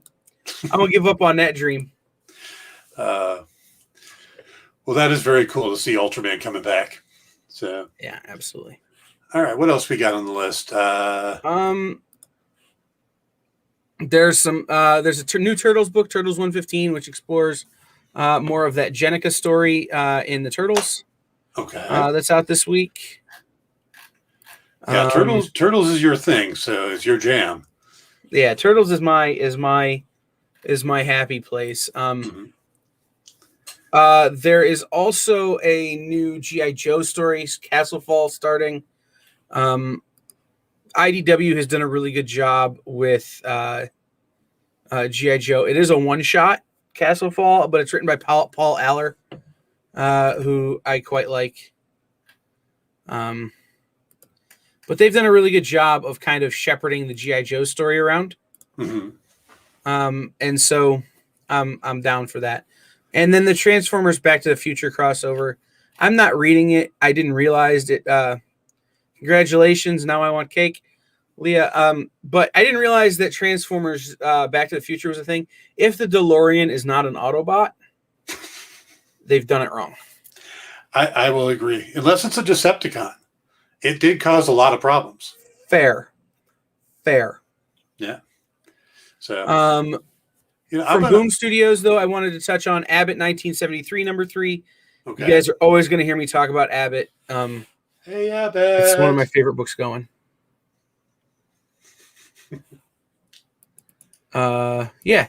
So that brings me over to Image on my list. Yeah, there's a couple of really good-looking Image books this week. I mean, there's if you are a fan of Invincible but never got the first issue, there's an Amazon Prime Video edition to come out. That's the first issue, but it's to tie in with the upcoming animated series. So you could grab that. It's got a new cover on it, which looks really cool. I know we've got number 5 of Kick-Ass and Hit Girl, which is Steve Niles writing the character, which is a lot of fun. It's neat to see him writing a non-horror book. Yeah. And then you have Radiant Black number 2. Yep. Which hopefully explains what happened in Radiant Black number 1, because I still don't quite get it.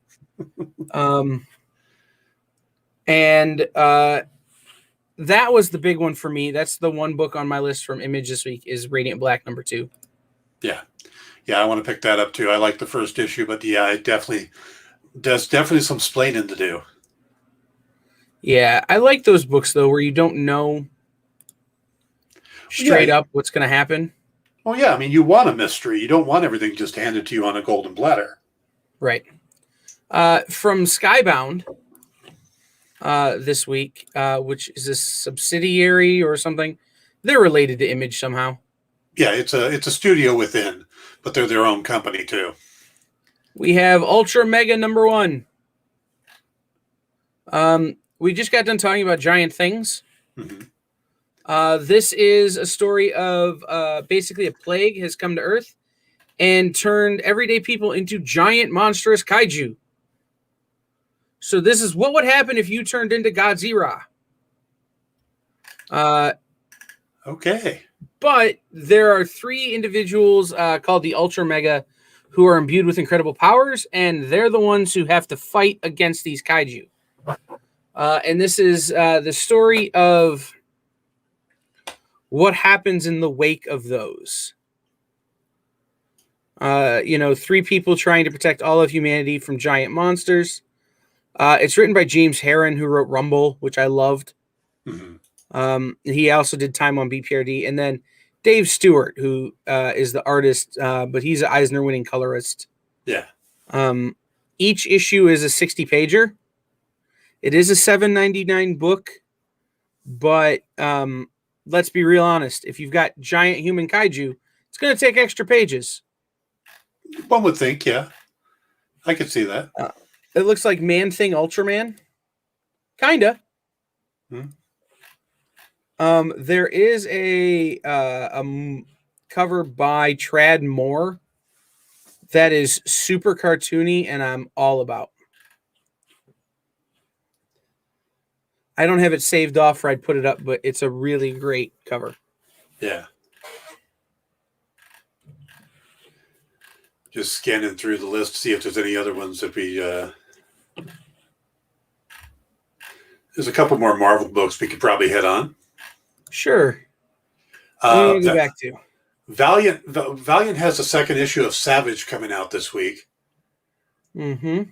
Which is Max Bemis and Nathan Stockman.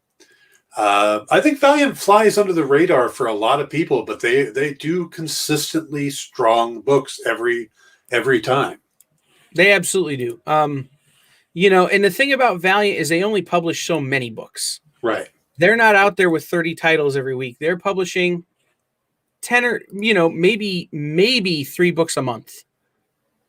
And they're super strong, every one of them. They don't mess around with trying to fill your plate, but the books they put out are super worth reading. Anybody who's going to give Matt Kint time to develop and change Exo Manowar after how many years is a book or is a company that in my book is a winner. Yep. Yeah, they'll wrap up a series before they start another one. They just pulled the plug on Bloodshot last week, was the final issue of that, and they're about to launch Shadow Man. I think it's 8 books a month is the most they'll ever put out, is what they say. Yeah, it's a super limited run, which is great. Mm-hmm. And then when they do that, what you're doing is every time they bring a new book out, you're creating a new jumping on point. You got a new number 1, you can jump in. Then if you want to go back on some of the older stuff, it's all pretty much out there available in trades or digitally. Your LCSs should have a lot of the trades out there for you if you like the Valiant characters. Absolutely. So, like I said, you can't go wrong with some of them. Anything Valiant puts out is solid. Just because they, instead of rushing out books and putting out a bunch of books every month, they just keep their head down and keep publishing the few books they publish, but they spend a lot of time on them. Yeah. They do have a really good crew over there. And I'm going to admit that the last movie I saw in the theater was Bloodshot. Before the pandemic. It came out right as the pandemic was starting. I got to... Last time I sat in the theater was to see Vin Diesel shoot everybody up. And that last movie I saw in theaters was Onward. The animated movie. Yeah. Before we head back, though, to Marvel... excuse me, I got a tickle in my throat. I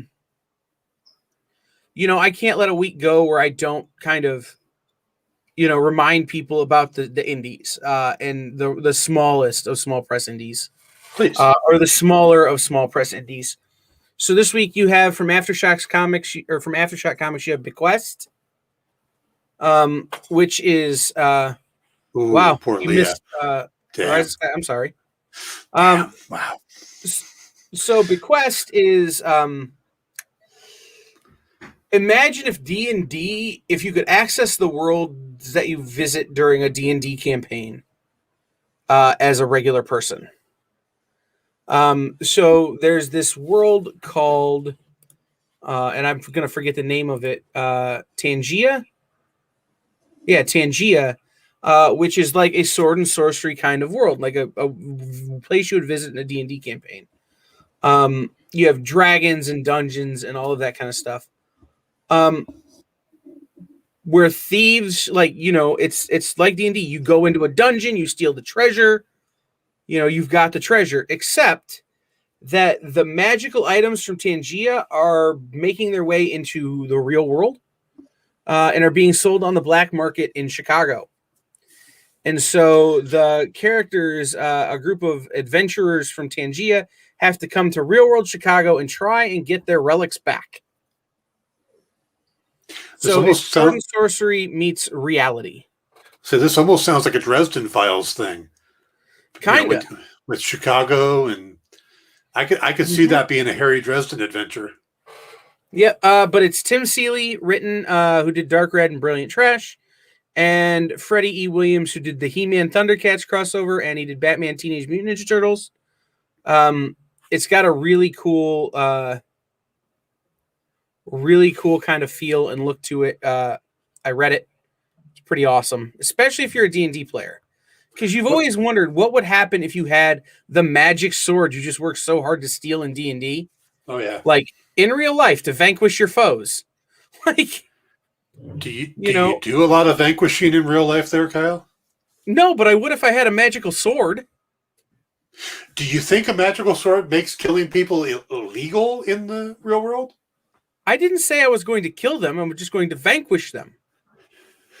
It's a magical sword. If I'm a good spellcaster, I could just send them to another realm. I'm thinking the police will still want to speak to you. They just disappeared. And the sword you have on your back, sir? Would you like to explain that? Dungeons and Dragons. But no, it's premeditated. But no, it's true. It's what would happen if the thing, or the gold you steal, you get at the end. Like if you had all that dough, and you were vanquish is totally different than kill.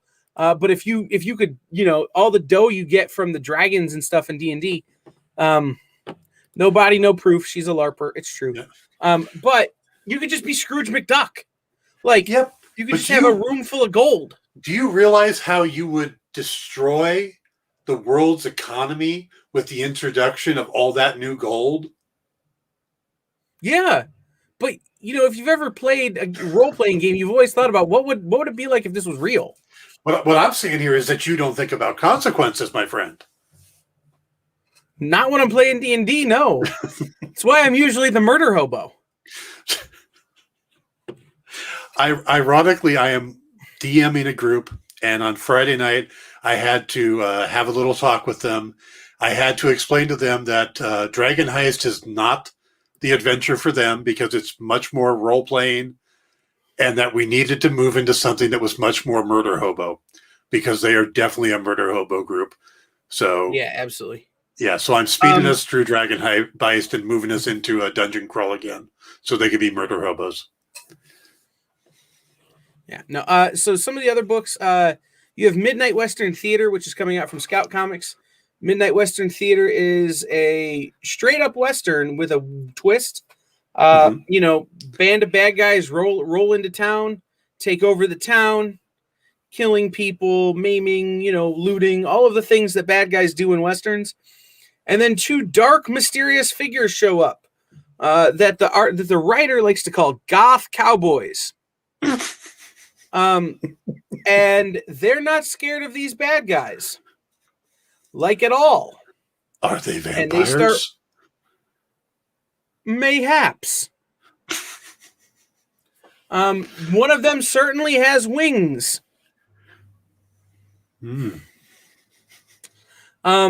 But they roll into town, and it's kind of them against the bad guys, and them, and there's more to the story than even that we won't get into for spoilery reasons. But it's a really, really interesting concept and a story that I've not seen done the way it's being done.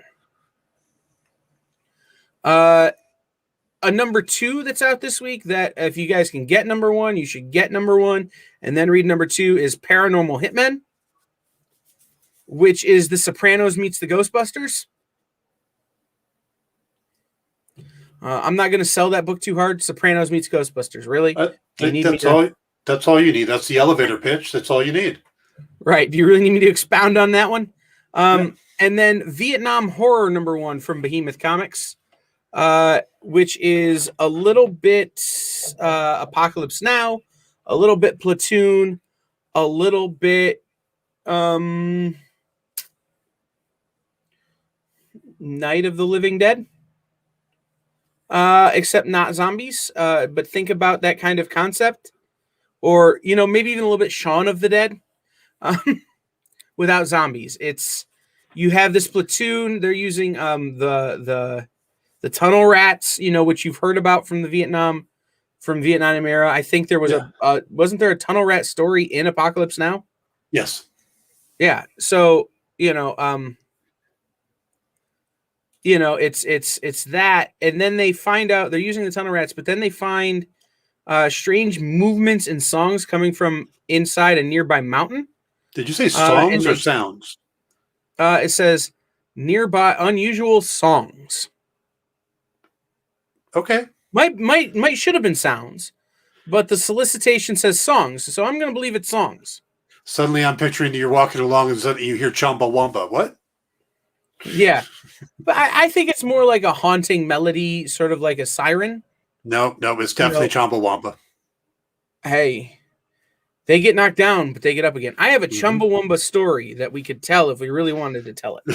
But anyhow, so they go into the tunnels to search for what they believe to be members of the Viet Cong. However, what they find is not something they could have prepared for or expect.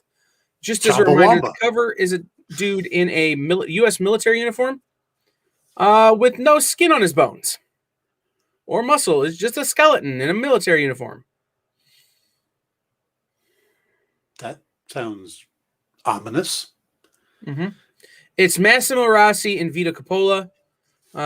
Really interesting story from them.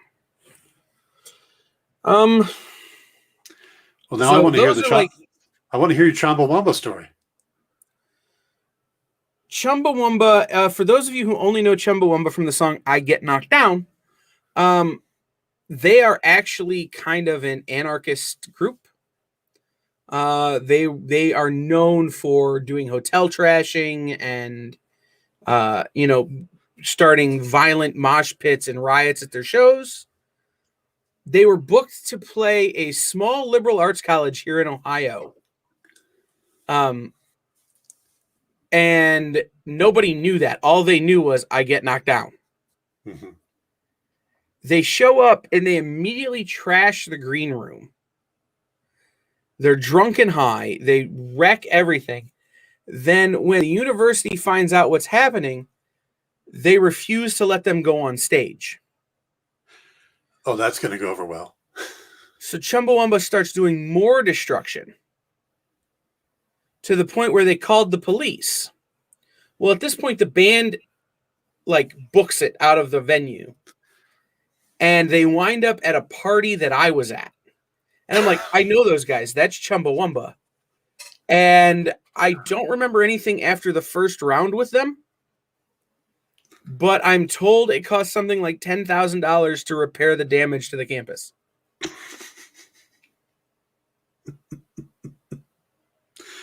Okay, the song is about having a whiskey drink and a lager drink and all these the cider drink. The cider drink, yeah. How did they not know that this was going to be a drunken group? Yuppies. Yeah. And here's the great thing. I didn't actually go to that school. I was just there hanging out. So no consequences. Mm-hmm. The night you party with Chumbawamba. Yeah. I've got a lot of the nights I partied with somebody stories, but we'll save those for another time. But that's my Chumbawamba story. Oh, they're still banned from the campus of that particular university. Not that they would ever go back. I don't even think they're still a band, but they are still banned from the campus of that university. Oh, good for them. It's nice to nice to leave a legacy. Leah, I'm not. I am officially 6 years and 4 months sober. So it's one of those, as I used to get into some trouble. I haven't in a long time because I used to get into trouble because I couldn't remember that I was getting into trouble. So Leah, no bread pudding for Kyle. No. Send that to me. I'll take the bread pudding. All right. So you wanted to head back towards some Marvel books. Yeah, there was a couple Marvel books we were going to talk about tonight. Comics are better than booze. Oh, absolutely, and they last longer. Mm-hmm. But X-Force 18. Yes. You've got the return of Quentin Quire. He returns to Krakoa just as some nightmare creatures attacking X-Force. And it's one of 2 books this month that involves Krakoa. And I'm wondering, is it Krakoa? Krakoa? Krakoa is how I know how to say it. And I'm wondering if that ties in with what's going on with Sword number 4, which it talks about bad things are happening as mutants are dying, Krakoa is dying, Earth is dying, and their only hope is Protocol V, which isn't going to work. So I don't know if those 2 stories intertwine, but Krakoa plays a big part of both of those. Well, Krakoa is the island where the X-Men go. Right. Isn't it alive? It's a living island for mutants. Yeah. And if the island is dying, so too are the mutants and the X-Men. And so, bringing in Sword, could help them, could hurt them. Mm-hmm. No real way of knowing in that regard. But the thing about it, especially with as it relates to X-Force, is that you have new people coming back to Krakoa to try to save the X-Men. Okay. So. Well, and then I see Protocol V, and as soon as I see something V, I think of Citizen V and Baron Zemo and the Thunderbolts. That's not an unfathomable route to take. Mm-hmm. As things go. But the thing that you got to remember too, though, is that X-Force, Sword, a lot of these books that are dealing with the mutants right now are all part of that master plan that Jonathan Hickman had that started with House of X. What's the other one? Sword of X and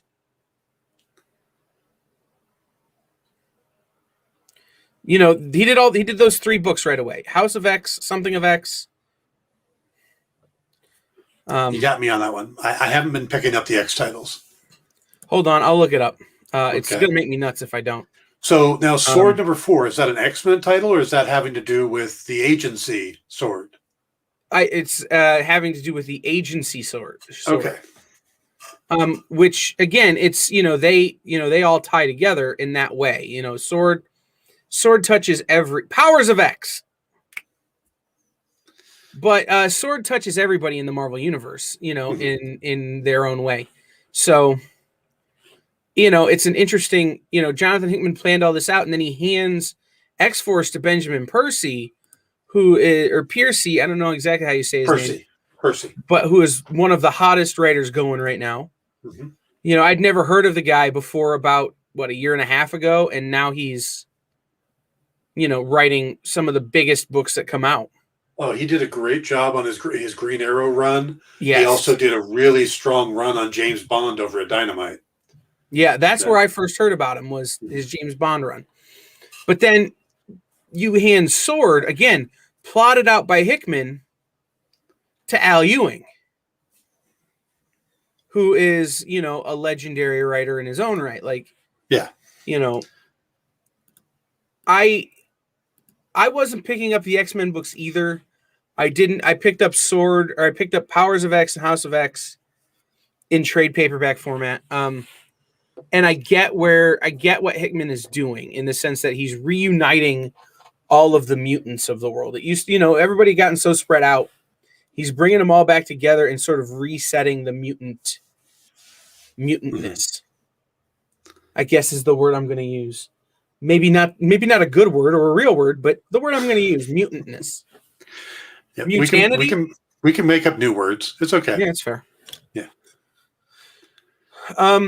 The other book that I think really needs to be touched on from Marvel, and I just kind of glossed over it, is Thor. I had a feeling, It's yeah, Donny you did say Cates' that. Thor. You do love you some Donny Cates, don't you? I really do like Donny Cates. I think Donny Cates is a great writer. And it's one of those things is that he's plotted this out so far. His Thor run. He's plotted out his King in Black run. Donny is like Jonathan Hickman in that they have an idea and then they just expound on it, expand on it, expand on it, expand on it, and then they start telling the story. They know where they're going from the beginning, and it's all kind of hit those plot points. Yeah. And so they can throw a twist at us without derailing the whole thing because they've been thinking about it for so long and they've got such an in-depth story that it lets them do that without having to go off on a tangent. Mm-hmm. Now, I see, according to the write-up, we're looking at the fifth of a six-part series, the Prey storyline. And that I love this. The vengeful Donald Blake has possession of Thor's enchanted axe, and he's staring at the World Tree and wants to bring down Asgard. I like that visual. I mean, Donald Blake, like, if you're going to pick a bad guy in the Thor universe, Donald Blake, man. Yeah.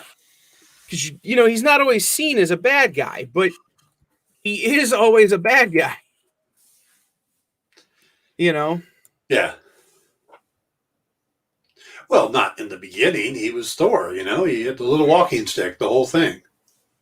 But even when he was Thor, he was like, it was like when Urkel cloned himself on that show Family Matters, like, he ain't quite right.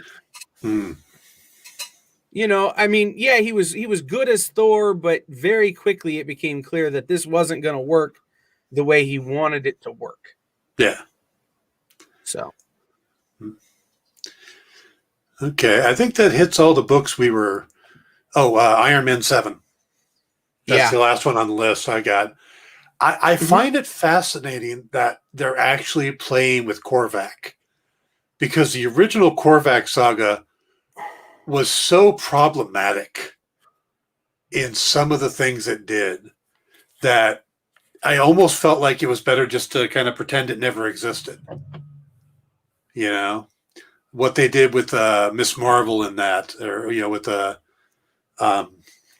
Carol Danvers in there was not very. It was just horrible. And now they're kind of bringing him back, and they're putting him with Iron Man and Hellcat, and putting it all in deep space. And I find it fascinating that this is a character they're playing with again.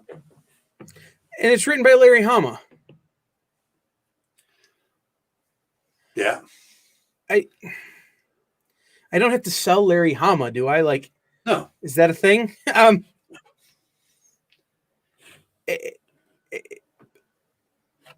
not a read. Again, Iron Man is one of those that is like, I don't want to jump into Iron Man, right? Mm-hmm. But it's Larry Hama. Oh, and by the way, Iron Man is in freaking Wakanda. Like, what sense does that make? Right? It's Larry Hama is a legend, period, with a T at the end.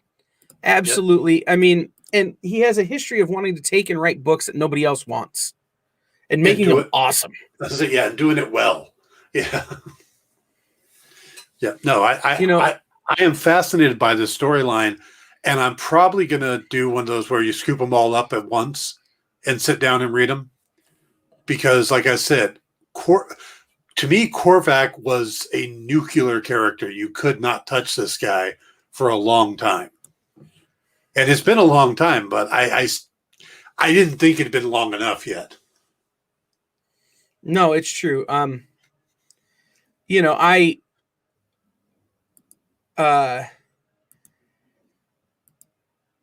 with you on that. I think going into the Korvac story is an invitation to, on some level, confuse people, but on another level, really kind of reboot a part of the Marvel Universe that's not been visited in a while. It's Korvac ties to so many other characters that we haven't seen. Let me bring it up because that's how long it's been since I've read a Korvac story. Yeah.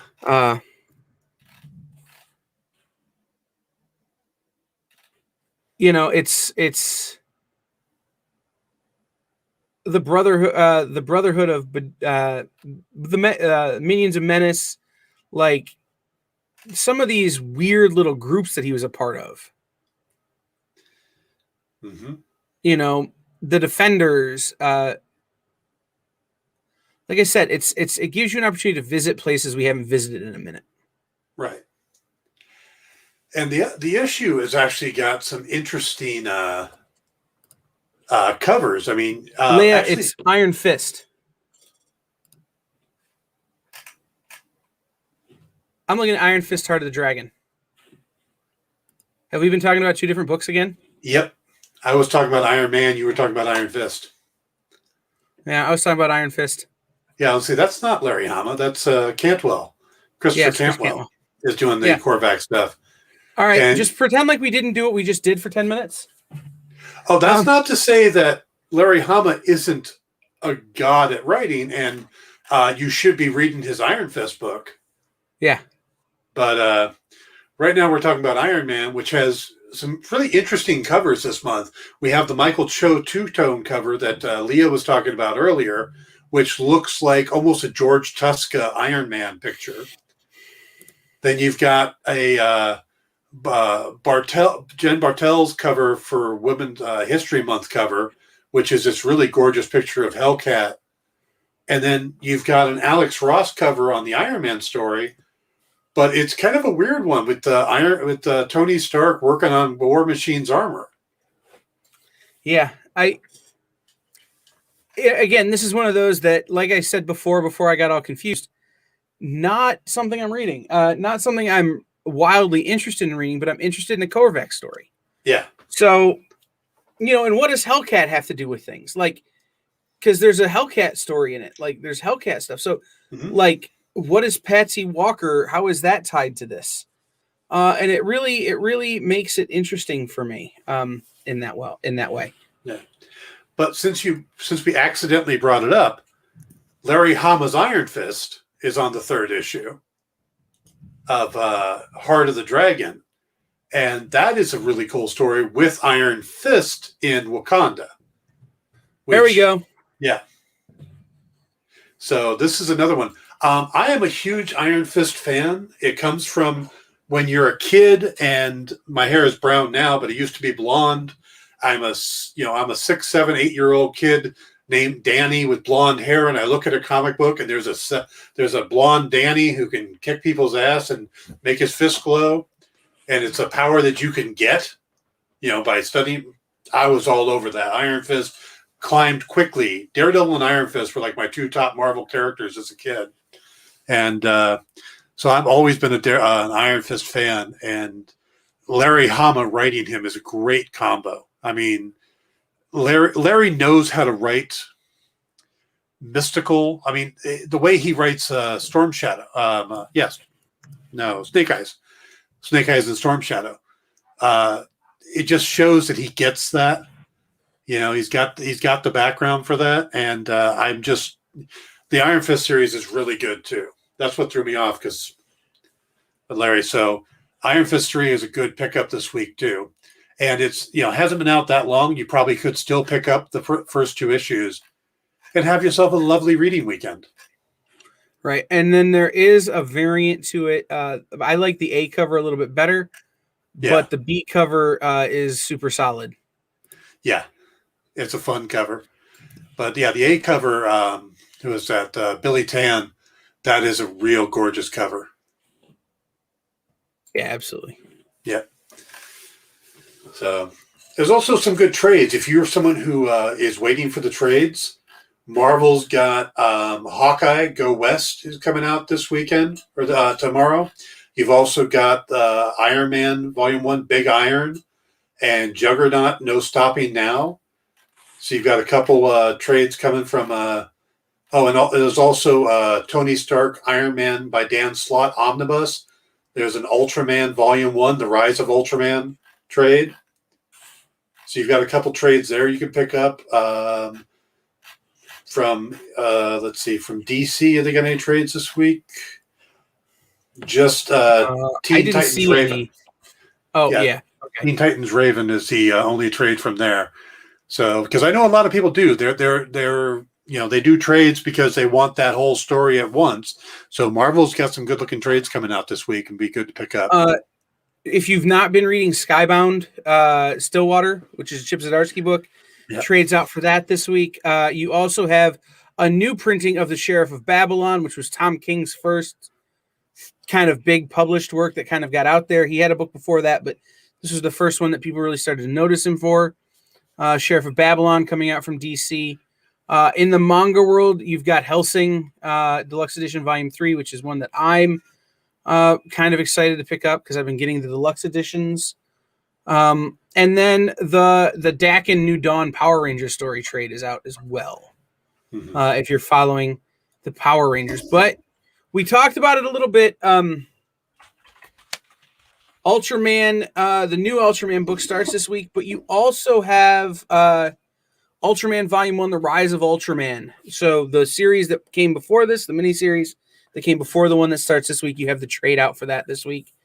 And if I recommended it to people way back when it was on FOC, but from Z2 Comics, Morrison Hotel, written by Liam Moore, art by Chris Hunt. It is a story where Leah worked with the remaining members of the Doors to write this story about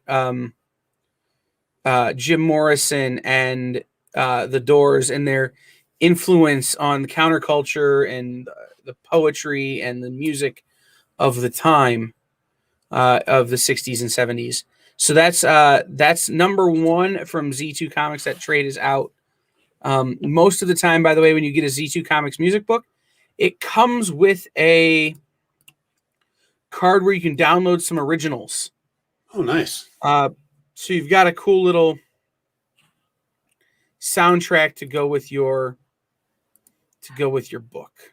Mm-hmm. And if you are someone who likes to, when you're at the comic shop, do a little back issue diving or the back issue bin diving with the Falcon and Winter Soldier coming up this week, I would recommend heading over for the Captain America section. Anything between issues 323 and 354 is the saga of John Walker. This is a character created by Mark Grunwald and Paul Neary. He is the character you see in the Captain America costume in the trailer. The character started off as the Super Patriot, got his powers from a guy named Power Broker and Dr. Carl Mullis as part of a wrestling thing, but decided to become a patriotic-themed superhero first. And from there, he did rallies and stuff around the country to build up his popularity until he was given the shield when Steve Rogers decided to step away. He was Captain America from issue 333 until 354. So there was a good 2-year run or 21 issue run where somebody else was Captain America. I believe Kieran Dwyer took over art later on in this series, and then he ends up becoming U.S. agent. And I have a feeling that this is going to be a lot of where the upcoming series is going to pull from. You've got the Flag Smasher is introduced here. In the comics, it's a single person who works for a group called Ultimatum. In the TV show, it looks like it's going to be a group of characters called the Flag Smashers. So if you're looking for some back issue bin diving, I would recommend Captain America's from 323 to 354 as a good pickup. They shouldn't be that expensive. Maybe a couple of them are going to be up there because they're first appearances of the new Cap, first appearance of Super Patriot and U.S. Agent and Battlestar. but otherwise they're a good read. I remember reading them when they first came out and loving that storyline. So, and also if you're a wrestling fan, there's a lot of wrestling angle in the storyline. Because again, Absolutely. that's what the Power Broker was originally doing, was creating superpowered wrestlers for a specific league of superpowered wrestlers. Awesome. So check those out, guys. That is going to do it for Dan and I and in stores this week for this week. Head out to your local comic book shop tomorrow or Thursday or Friday or Saturday or Sunday or anytime next week and you can find that at bit.ly/comic locator or over at comicshoplocator.com. Just type in your area code or your zip code and it will tell you where your local comic shops are. So make sure you do that. I'm traveling a little bit this week, so I'm using it all the time to find stores. You could find it just to find a store in your area. If you don't have a store in your area, if you're one of those rare places that doesn't have a store in your area, stay tuned here to the experience. There are a lot of great shows on here where you can pick up comics and all of that kind of stuff. We have a new show debuting on Friday. That announcement comes tomorrow. So we will see everybody next week on In Stores This Week. I will see everybody on Thursday for original art with Nick and Will. And then I will be back again on Friday for Talking Shop. And then Saturday for Comic Collectibles with Dynamic Forces. So Dan will be back next Tuesday. And maybe before then, if we can con him into doing something else, we'll see what happens. So thank you guys for watching tonight. It's been super fun. We will see everybody next week. Bye, Have a guys. great week.